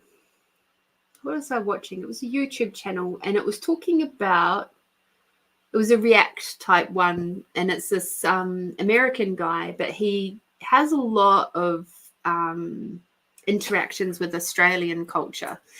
And they were talking, he was reacting to a video about food, the difference between American food versus Australian food. And I thought it was really fascinating, because a lot of what they were saying is that the American food industry is absolutely rooted. And it is just, it's not rich in minerals and all the things that you need to keep really healthy. And so when it comes to things like for Christine, for example, your say for perimenopause and all of that sort of stuff, because I know that's what you're talking about there a little bit, is it's partly because your food isn't rich in the minerals and all those micronutrients that you really require, your body requires when it's going through changes, hormonal changes. And so then, because you're lacking in those things, your government is then pushing you to go the medical route, which means that you're then pushing into your body synthetic supplements because you're not getting it from your food. So they make it in a lab and then make it in a factory. and it's all synthetic. And again, your body still doesn't know what to do with it. So you take these supplements or whatever they might be, these synthetic things, and then the body's like going, I don't know what to fucking do with this. And so it then kicks out a whole bunch of new symptoms. And now you're dealing with those symptoms to deal with the synthetic stuff that's already been pumped in, which you were supposed to be dealing with it. Although, oh, I feel really sorry for you guys' bodies. I really do. And I'm so grateful for our food over here, and I'm going to say Australasia because it's New Zealand and all of that. It's too much. So Tony, sorry, Christine, I'll come back to you in a moment, but Tony, add collagen peptides into your diet. You can get that in powder form. It's not cheap. Like, I got a container of it and from our supermarket, and it's like from cows. It's collagen. And it doesn't taste like anything. I think you can get it with like a vanilla flavor and things like that if you want to. I just got the plain ones. And it's a really, really fine powder that you can add to your food. I've found for me that adding collagen peptides into my diet has really, really, really helped with things like hot flushes. And the reason why I identified it as the collagen that was the like, oh my God, this is what my body is missing, is because I was drinking the She Bangs drink, and before I was drinking that, I was getting, night sweats in my lower half and over my legs, and it was really disgusting and awful. I'm not a sweaty person. Yes, Tony, I can send you that after. And then I started doing the peri chai latte, and my night sweats stopped immediately. It wasn't even just a building up. It was just like that night they stopped, and I was like, oh my fucking God, this is amazing. Then I did a sample of their hot chocolate, which has not got collagen peptides in it because it's vegan, and the night sweats came back, and I'm like, that's interesting. So yeah, all over my body. Yeah. I mean, mine's luckily limited to just my legs when it does happen, but yeah, so I'm grateful there. But yeah, collagen peptides. Okay. I'm just glad I don't get hot flushes. I don't get, touch wood. I don't get sweats at any other time. I mean, I've always been somebody who, when they exercise, I go bright red. That's just me. I've always been that way. So I don't sweat any other time, but it was just that particular moment was just awesome. It's like dripping with sweat. It's like, ugh. You wake up and you've got all these runnels of, ugh. Oh, it's great being a woman. and for Paul, hi. So back to Christine. Adrenal supplements. My question for you with that one is, truth, do you really require adrenal supplements? So just jumping back to what you said there, Christine, sabotage. I was talking about this to a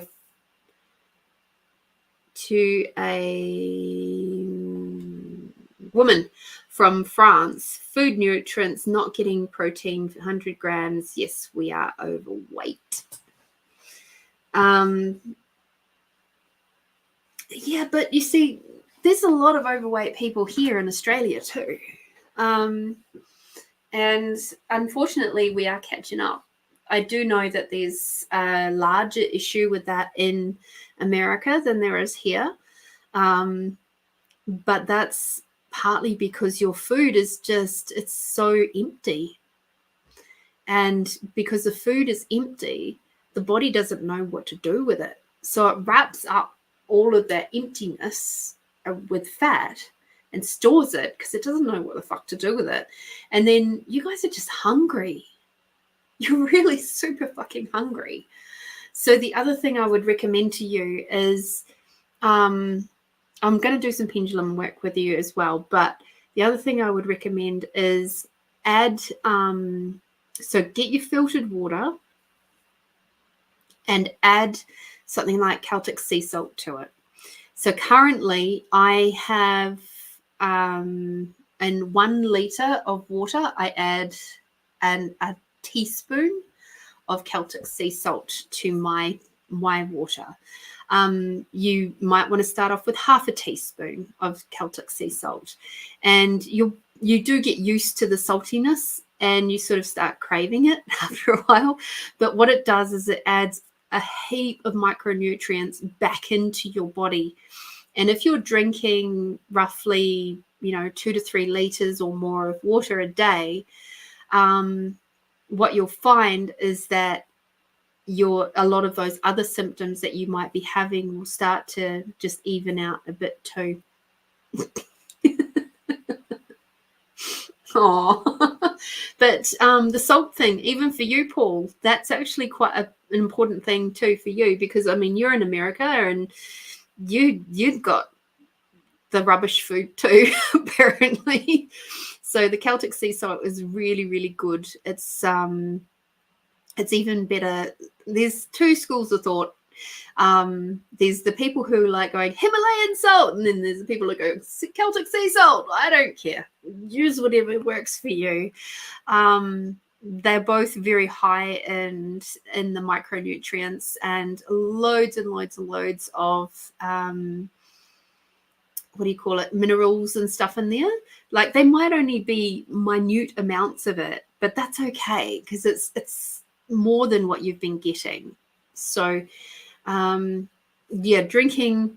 the Celtic sea salt or the Himalayan salt, either. And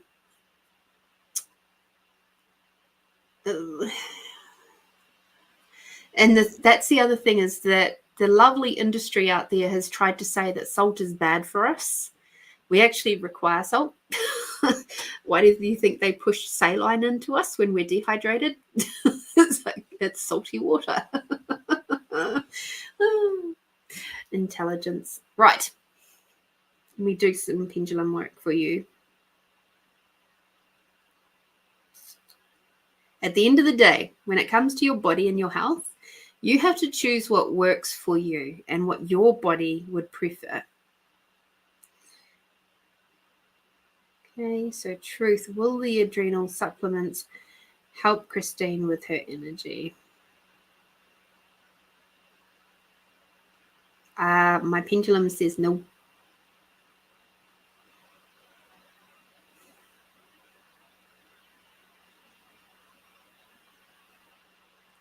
So truth, will the electrolytes powder that has 1,000 grams of salt and potassium help with her energy?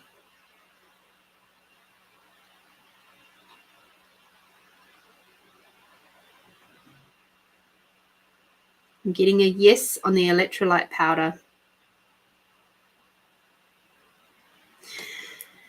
Pretty much at this time in your life, when you're having such a big shift, the best thing you can do is to get things that are simple. So that's why the collagen peptides powder is great, because it comes from cows. There's the collagen. They process it down so that it becomes a powder, and it's to you. It's like it's not got anything else added to it, especially if you could just get the plain ones, and that sort of thing. The more you go on to things that are synthetic, just using your brain, using your logics, you kind of go, well, your body just doesn't know what the fuck to do with it. So it's going to protect itself from that. And it'll do one of 2 things. It'll either wrap it up in fat and store it, or it'll pass it straight through your body and not let it, don't pass go. Just get out of here. You're going to the toilet jail. So yeah. That's about all I can say about that. Keep it simple. Keep it simple. Go back to the raw foods. Try to stay away from processed foods. And I'm not talking about you have to have stuff that's not cooked. I'm just talking about simple food, fruit, vegetables, meats, that sort of stuff. Things that don't have a lot of sugar, processed sugar in it. Even stuff that is, and that's why salt is important, because it's a simple thing and it creates them all those lovely electrolytes and micronutrients and blah blah blah blah. So yeah, I've been brainwashed with no salt and now I'm catching up. Yeah, I know. I tried have less hot salt. I have so much more salt in my diet now than I've ever had before, and I'm so much better for it. Paul says 10 years ago I was 375 pounds. Today I'm 124. Wow, you've come a long way, Paul. That is amazing. Congratulations. Well done. Gosh, you've like more than half of yourself has disappeared. That is incredible. I congratulate you on that one. Tony has Himalayan salt. I didn't know about Celtic sea salt. Yep. It's great stuff. And it seems to dissolve a little bit better than the Himalayan. The Himalayan can get a little bit gritty.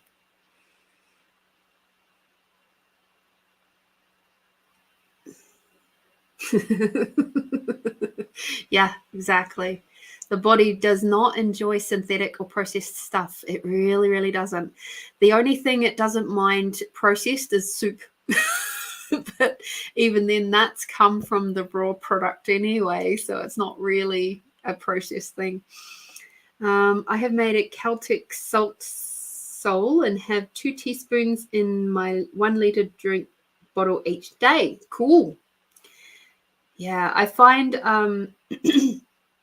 I can only do 1 teaspoon, like a level teaspoon in mine. Alex has about 1 1/4 teaspoons. So yeah. Amanda says, I am not a fan of salt. I find it really hard to incorporate in my life. It depends on the type of salt. I've always enjoyed salt, but I found that if you just have normal table salt, nah, I'm not interested in normal table salt at all. So yeah, interesting times. Take things back to the most simplistic ways possible, and we'll be good to go. And I do know that like there are times when I just go fuck it and I break out and I go and I go and eat stuff that is a bit more processed, or maybe I give myself a little bit of a sweet treat as such with some lollies, and I can guarantee you within 24 hours I'm going to have a breakout on this beautiful face of mine, and I'm going to feel like rubbish. So like my energy levels get really low. It's like I have that lovely little sugar crash and I'm like going, oh, was it really worth it at the end of the day? No. And then my bowels act up and oh my Lord. So it's not really a treat when you think about it. If your body goes, hello, what are you doing? I'm just going to give you a bunch of pimples and I'm going to make you have, sloppy poops, then great. It's not really a treat at the end of the day. And or if it gives you a bellyache, if I wish to put that in a bit more of a PC way. See, this is a good thing. You guys love to pay me for readings because I'd never get... I don't know that I'd ever be able to get monetized on this channel. I swear too much and I talk about poop. Oh, dearie me. This is called Being Real. Being Real with Lorene. Your one-to-one connector on a Friday night.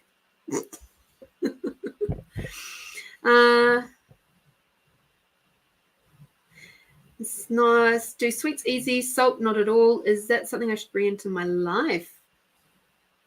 Ask your body. You might be finding yourself actually craving more salt. And if you put it in your water, it's easy to bring in. But salt's also a wonderful flavor enhancer for your food. So, like, you put it on all sorts of things. You can sprinkle a little bit on your salad if you're into salads. You can just put it on all sorts of stuff and it's still good. So ask your body, but I would say probably yes. And if you're suffering from cramps and things like that, salt's a bit of an interesting one in that like iodized table salt is not great. But also, Amanda, you've been working in and around pool environments, which are very salty. So you may not have felt the need for more salt in your diet because it's around you in a way. Maybe not in a fabulous way, but it's there. So, yeah. By the way, handing in my notice on Tuesday, caravan. Ooh, caravan due the 22nd of October. House is about to go on the market. Oh, that's so exciting. Good night, Julie. Good night, my dear. That's exciting, Amanda.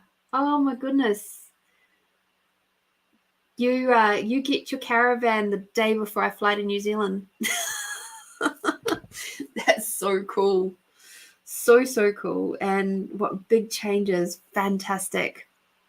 Absolutely fantastic. That is amazing. I'm so excited for you. We'll miss you because I'm sure you won't have time for Find You Fridays once you get out and about and onto your caravanning adventures. But I'm so happy for you. Erin, been experimenting with this and I'm ready to be healthy and break habits. Oh, thanks for loving my vibe. Yes. It's an interesting life being me. And I don't have a hell of a lot of things that I just won't talk about. Like I'll talk about almost anything. And that's part of just who I be. I don't believe that we shouldn't not talk about things. And the reason why I'm like that is because I saw in growing up in my family how much it hurt the people within my family when they wouldn't talk about the things that were going on. And it also caused me a lot of hurts at times too. And thank you, open book. That was the words I was trying to find. Was it quite confronting for my family to have one member of the family who was such an open book? Mm-hmm. You bet your barnacles it was. And at the end of the day, I'm still like that. I just believe in my whole heart that if we're all on the same page and we're all open and reasonably honest with each other, and I say reasonably because people are always going to see things from their own point of view and their own filters, and that includes whatever traumas and things that have created filters in their world. They're always going to see things there in a slightly different angle to what you perhaps would. But at the end of the day, it's a hell of a lot easier to reach a middle ground when you're both being more open and honest. And that makes life easier. And it means that you can be a lot more in allowance and forgive each other when misunderstandings do happen. So, Amanda, I had fear, but realized it was about giving up all the things I belong. But Then realized it was actually about letting go of the past me. Now excited about the next me. Yes, yes, yes, yes. Oh my God, yes. Oh, that is so exciting. And I can totally relate to that. When I had to move, when I chose, didn't have to, I chose to move from New Zealand to here. And I'd never been here before, into Adelaide, and I shipped over only 16 containers, like 16 boxes of stuff on a pallet, and I rocked up with 3 suitcases, and that's all I came over with. And for the first 4.5 years, that was pretty much all I had. I had a little bit more, but not by much. So moving was really easy. And it's only since then that I've ended up collecting a lot more stuff. But then I dropped down a lot of stuff. When I moved in here, I dropped down more and more and more. And so I, again, don't have much stuff anymore. And I don't mind it. It's good. It's a good way to live. Tony, I'm pretty much open too. I have relatives that don't like what I do, yet support me in other things. I'm learning to ignore that part. But yes, coming back to the letting stuff go thing, it was scary initially, giving away stuff and letting things go. And I will admit there was a bunch of stuff that I just put up in my mum's attic until, and like each time I'd go back home, I'd go up there and have a little poke around and then bring some more stuff down and divvy it out until my last trip back in 2019. I got rid of all the rest of the stuff out of her attic because I'm like, I haven't needed it in the last 9 years. Pretty sure I'm not going to need it. So, and if there's anything that I did need to, if I chose to move back, oh well, I'd just start again. It's not that big a deal. Saved the most precious things, brought them back to Australia, and then the rest of it went. Dear, oh dear. Anywho, enough about all of that. Shall we do a meditation? Will that be quite fun? Would we like to do that?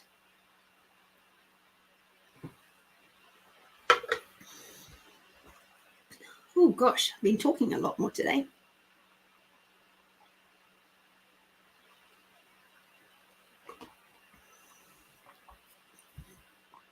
Okay, well, let's get rid of this banner off the bottom. Hey, let's get rid of that. Cool. So Tony, yes, I've started again and let everyone go. I have different stuff now. It's hard starting again, but enjoyable at the same time. Yeah. The only thing with, like, I noticed when I moved up here that I had a really tough time with was actually letting go of my packing boxes. And the first 2-3 boxes, I'd unpack them and I was going to put them in storage. And then I went, what am I doing? I'm here to stay.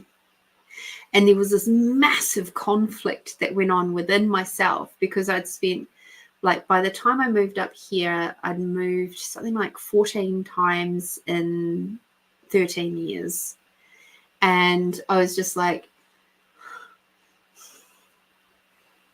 so it's like there's that self-preservation side of me going, I've got to hang on to them. I've got to hang on to them because, oh my God, I don't know if I'm going to have to move again. And I don't want to have to try and get boxes again because, oh my God.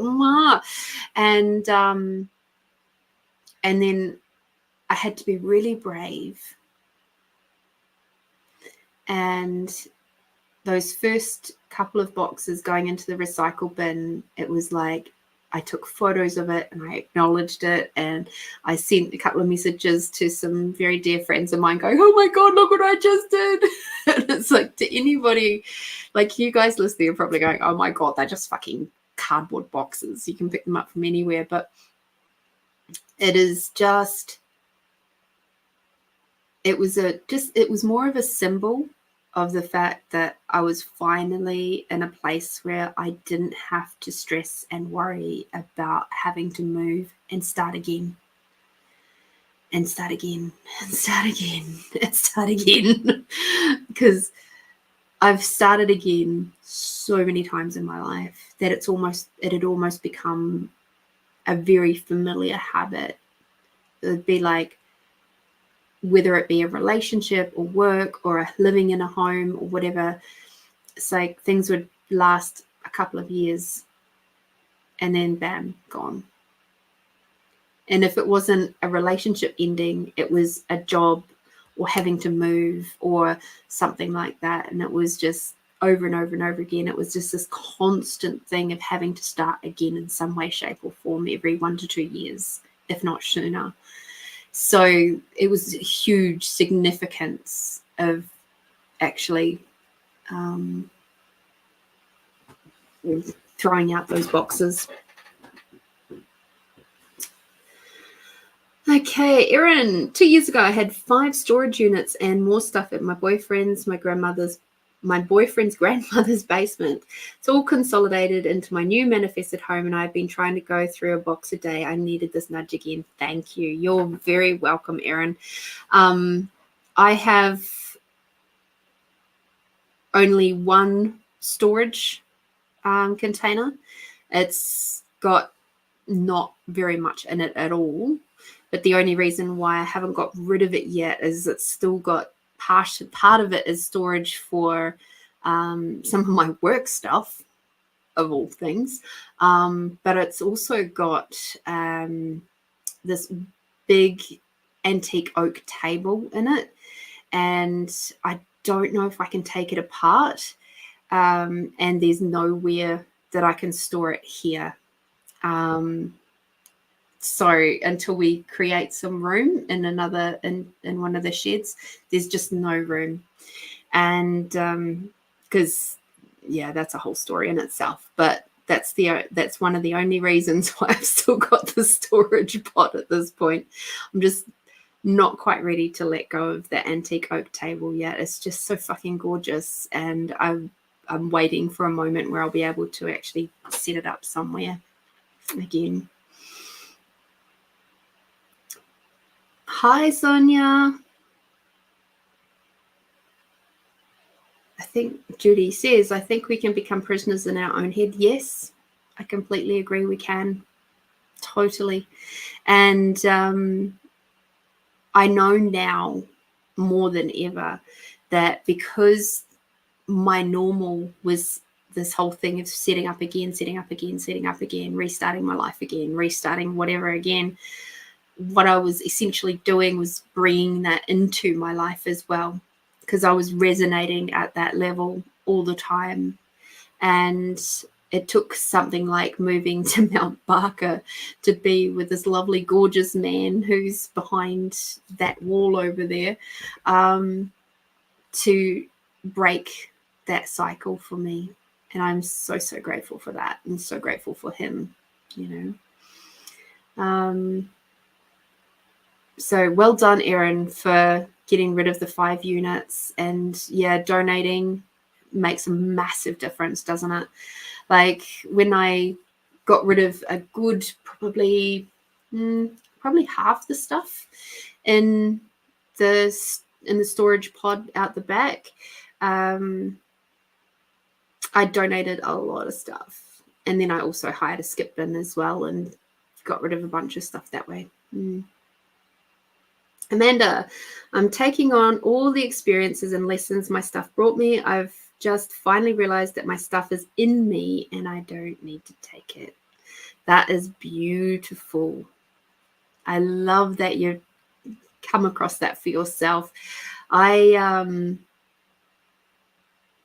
reminded of the point where my mum had a house fire. This is going back, gosh, more than 20 years ago now. And she was, unfortunately, at that time, a hoarder. There's just no other way to talk about it. She had like tracks going through the house. And the funny thing about that one was it was actually the hoard that stopped the house from burning down. So it was an electrical fault that happened in a piece of wiring, probably like a mouse had gotten to it or something.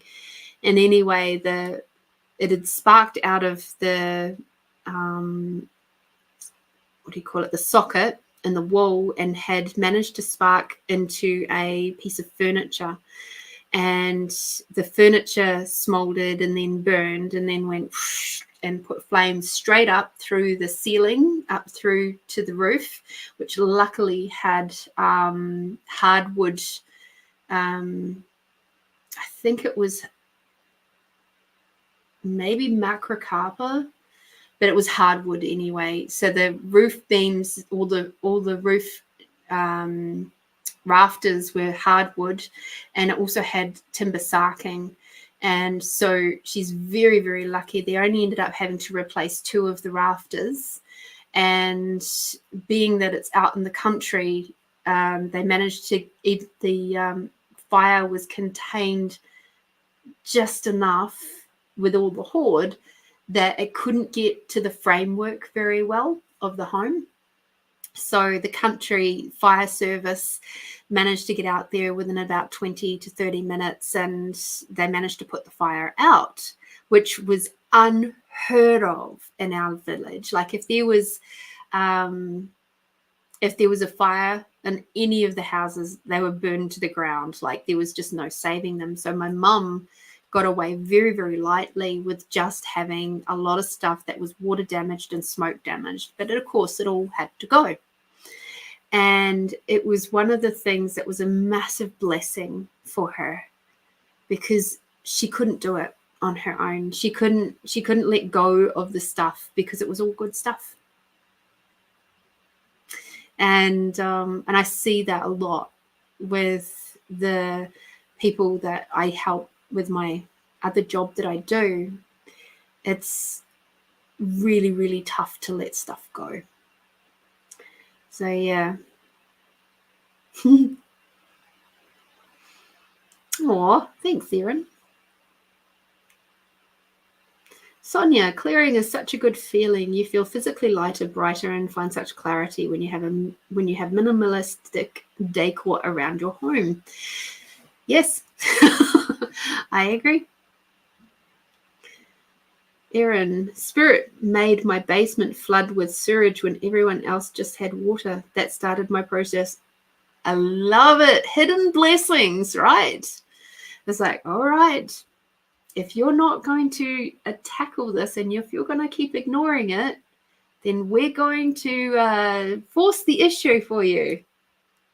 It's a bit like when you're around people who don't deal with their emotions and they don't deal with their feelings very well, and they just shove them off into a corner or in behind the cupboard.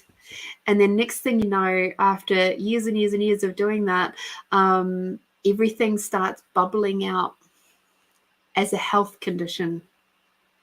And when you start diving into things like this amazing book, or let me see, can I get to it closer?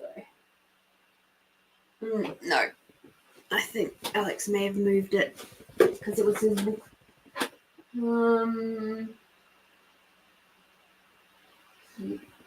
Oh. Yep. No, he's moved it. Louise Hay is the other one that I was thinking of. When you start looking at things like that and you go, ooh, okay, I can see now why. I can see now why I'm having this health condition. And a lot of it is just unprocessed, unreleased feelings and emotions. Erin, it was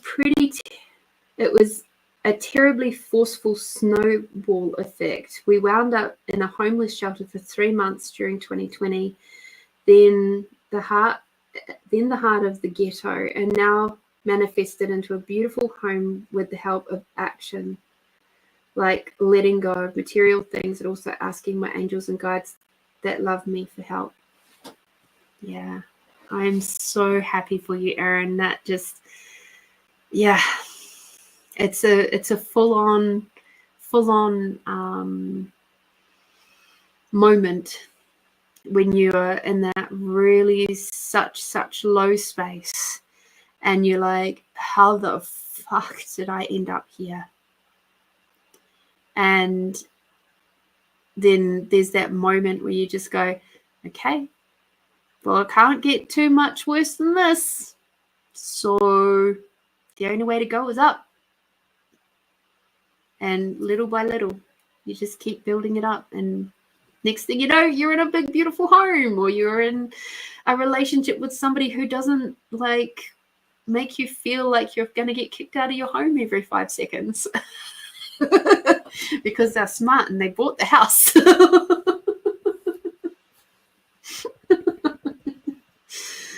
Yes. So yes, I'm very, very happy for you, Erin.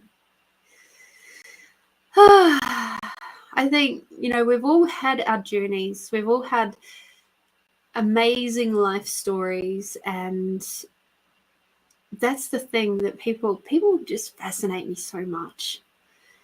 And I love hearing your guys' stories and the chats and stuff and your experiences and your guys' lessons and thoughts and stuff. It's like, it's just, you're so inspiring to me, and you're inspiring to each other, and it's a beautiful thing that we've created here. And I just feel so lucky to have you all showing up on a Friday night and choosing to hang out with us.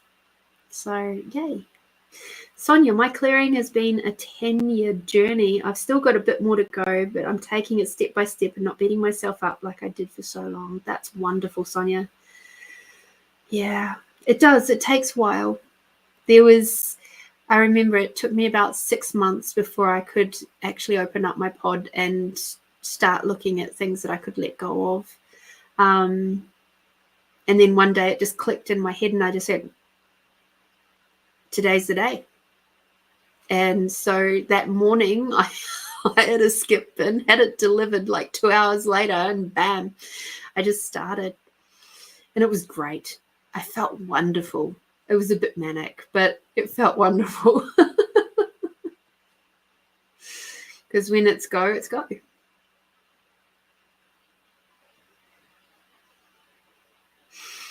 Anyway, enough. We could be here all night yabbering about stuff, because that's what I do.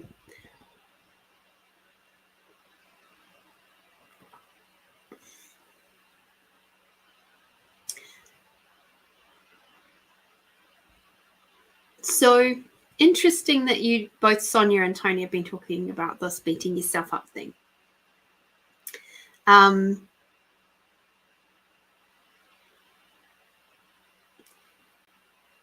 It's like when we are trying to change a way of eating. Add to your life before you try to remove the thing. So, and why I say that is, like, if you add more water, for example, to your diet, you'll naturally move away from wishing to have so much sugary drinks or coffee or tea, because you'll be satisfying the thirst, right? So when you're beating yourself up and talking negatively about yourself, that's a really good sign that you haven't got enough gratitude in your life. So, and you're not bringing in enough gratitude. And it's not just about doing your gratitude journal at the end of the night. It's about bringing in the gratitude throughout the entire day. For every one of those beating up sort of thoughts that you have, balance it out by at least 1 to 5 gratitudes. So it's like, or positive thoughts or things, acknowledgements of things that you've done well. So instead of looking at, say, we'll use me as an example, right? Instead of beating myself up and going, oh my God, I've still got that bloody pod sitting out there. It's costing me X amount a month. And what the fuck? Why don't I just get rid of everything in there and just call it a day? Like, I'm just so stupid. I could be saving myself so much money, blah, blah, blah, blah, blah. It's like, well, actually, what it's currently doing is it's allowing me a little bit of breathing room right now. It's allowing me the space to figure out how this dynamic's going to work with Alex and I, with our households coming together. The other thing with it is it's giving me a space to store some of my work stuff in there, which is great. Makes things easier for me. And then I also go, the cool thing is that I have had the ability to do my other projects lately. Yay. How cool is that? And then I just start bringing in more gratitudes and more acknowledgements. Like, yeah, cool. I did half an hour of cross stitch today. I didn't get to do that the other days, so I'm really grateful I've done half an hour today. That's awesome. It's like when I found out that I'm going to have to use my personal car for the next couple of days for work. I was like, well, I'm so grateful that I filled up with fuel before I came home last night. Because now I don't have to worry about that for a few more days. Yay, that's awesome. Thank you. So, yeah, bring that gratitude back in and do it like a lot. And the more you do gratitude, the less you'll do judgment. And then eventually you'll just be doing gratitude and not be doing judgment at all. Okay. Yeah. The thing is that it's not about a need, it's a requirement. You require to start to continue to do gratitude. You're required to continue to do gratitude. We all do.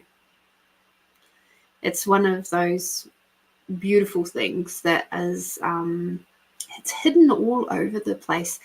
Gratitude and unconditional love are the two things that are the universal truths of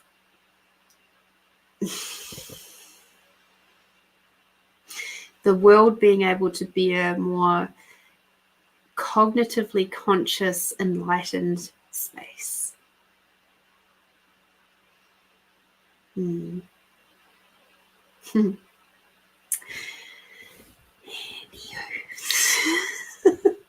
I feel like we're going down a rabbit hole and it's time to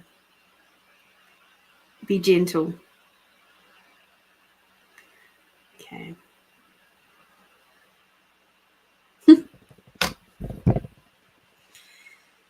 All you need is love. Do, do, do, do, do. Yes, I'm one of those people who just come up with a little song and a little ditty. Night, night, Melinda. Thank you for sticking with us. Appreciate you. Okay. So as we send Melinda off to bed, and as we think about heading off to bed ourselves, I'd like you to close your eyes now. Take a big deep breath in.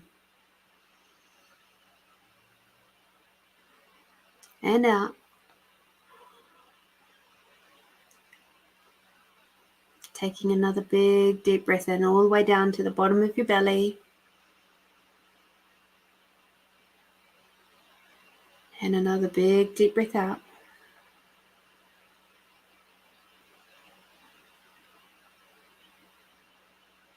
This time as you breathe in, bring Mother Earth energy all the way up through your body.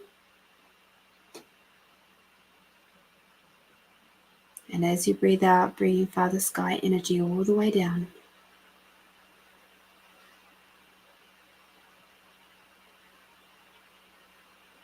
Bringing Mother Earth energy all the way up with the unconditional love.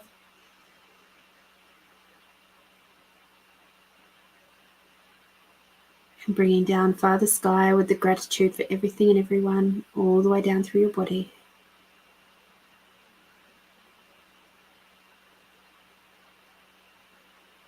Beautiful. Now you're going to expand out your awareness in a big, big bubble up into the sky and down into the earth. Expanding out your awareness out beyond the size of the country that you're in, out beyond the size of the planet, expanding out your awareness out beyond the size of the solar system,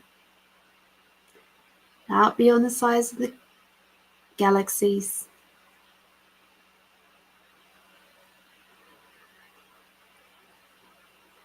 And now expanding out your awareness out beyond the size of the universes.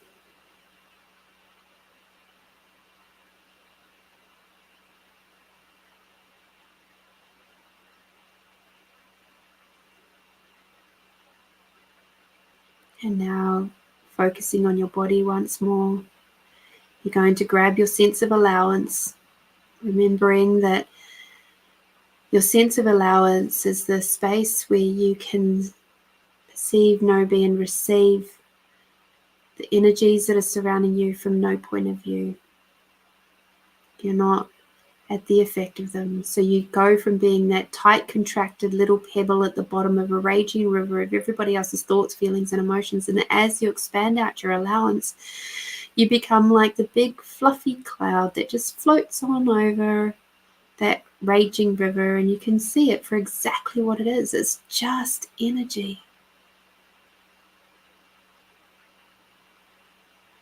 All those thoughts, feelings, and emotions are just energy. And it's your choice whether you react or respond, or just choose to just float on by and leave it to somebody else's circuses and somebody else's monkeys. So as your sense of allowance expands out, up into the sky and down into the earth in a nice big bubble, expanding out your allowance beyond the planet, beyond the solar system, expanding out your allowance beyond the galaxies, beyond the universes, and beyond your awareness. Take a lovely big deep breath in. And as you breathe out, just allow your body to relax that little bit further.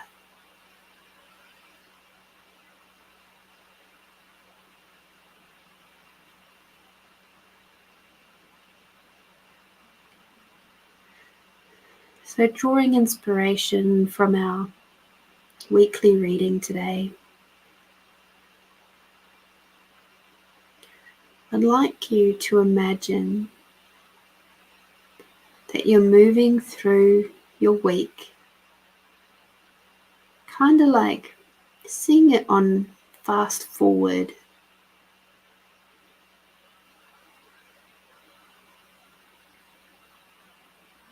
And as you're moving through your week, you can see all the little things that are coming up for you to do and be, and having your morning cup of coffee or water or whatever you do in your morning routine, through your lunch, doing the chores, doing the grocery shopping, the washing and the dishes, the family stuff, the partner stuff if you've got one of those. And as you're moving through your days, and if you're going to work, you're dealing with the co-workers and the little problems and things that come up over the week, I want you to see you moving through each of those moments, each of those lumps and bumps in the road with total ease. You might see yourself sitting there at a desk or at the table or in the kitchen or whatever, trying to mull over how to fix something or solve a problem. And I want you to see yourself being inspired almost immediately with solutions. So much quicker than you've ever received solutions before. As you breathe in and you receive the next solution, you breathe out. Nice and low and deep into your belly, breathing in, the next solution comes.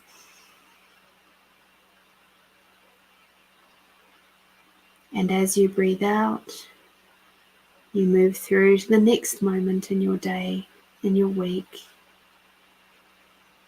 If part of your problems are that you're not sleeping well, I'd like you to now be able to take a big deep breath in and find the solution, have the solution come to you of how to give you a beautiful, restful night's sleep.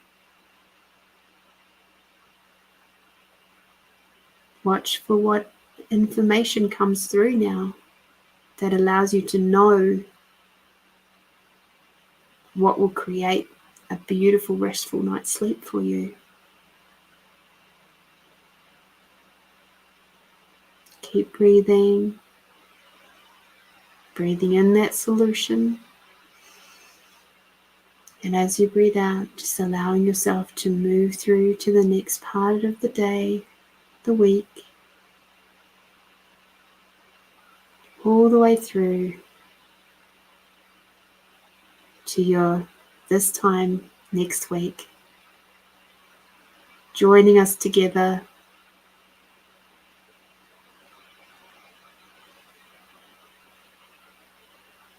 sharing and communing with each other, inspiring each other, and feeling good.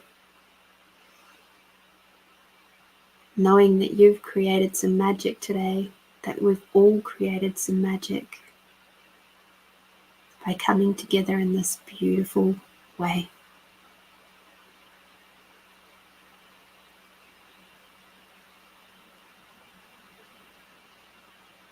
Now I'd like you to imagine that each of us,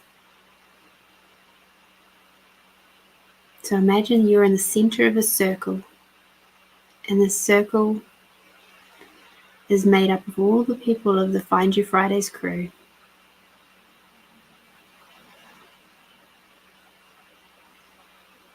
And as you stand at the center of your circle, you can choose whether you have everybody come in and give you a really big hug, or if you're not that fussed about having people touch you, just be there and bask in the center of the warmth of everybody's love and adoration and enjoyment of your company.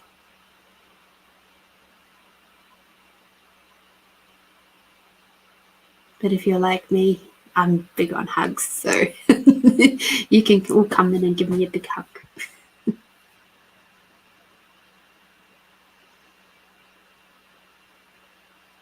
And now as the crew steps away and you're returning once again to your awareness of Mother Earth and Father Sky, now imagine that you're standing underneath a big, beautiful waterfall, crystalline waterfall, and the water is flowing over and through your beautiful body. It's washing away any little fragments of energies that are ready to be let go now. Don't have to analyze it or know where it's come from or anything like that. You can just let it all go.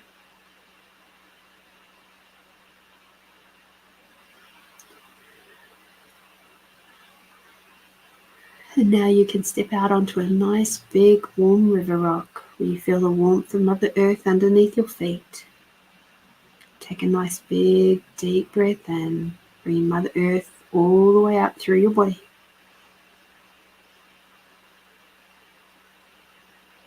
And as you breathe out, breathe Father Sky all the way down. And just feel how different your body feels now. Take a big deep breath in, bring Mother Earth and that unconditional love energy all the way up through your body, through every cell and molecules, all the way out to your fingertips.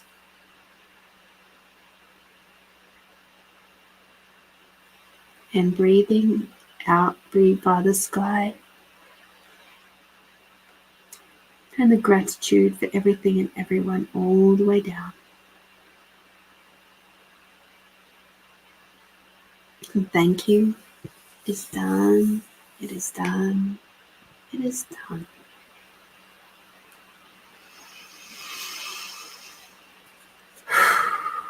When you're ready, you can open your eyes.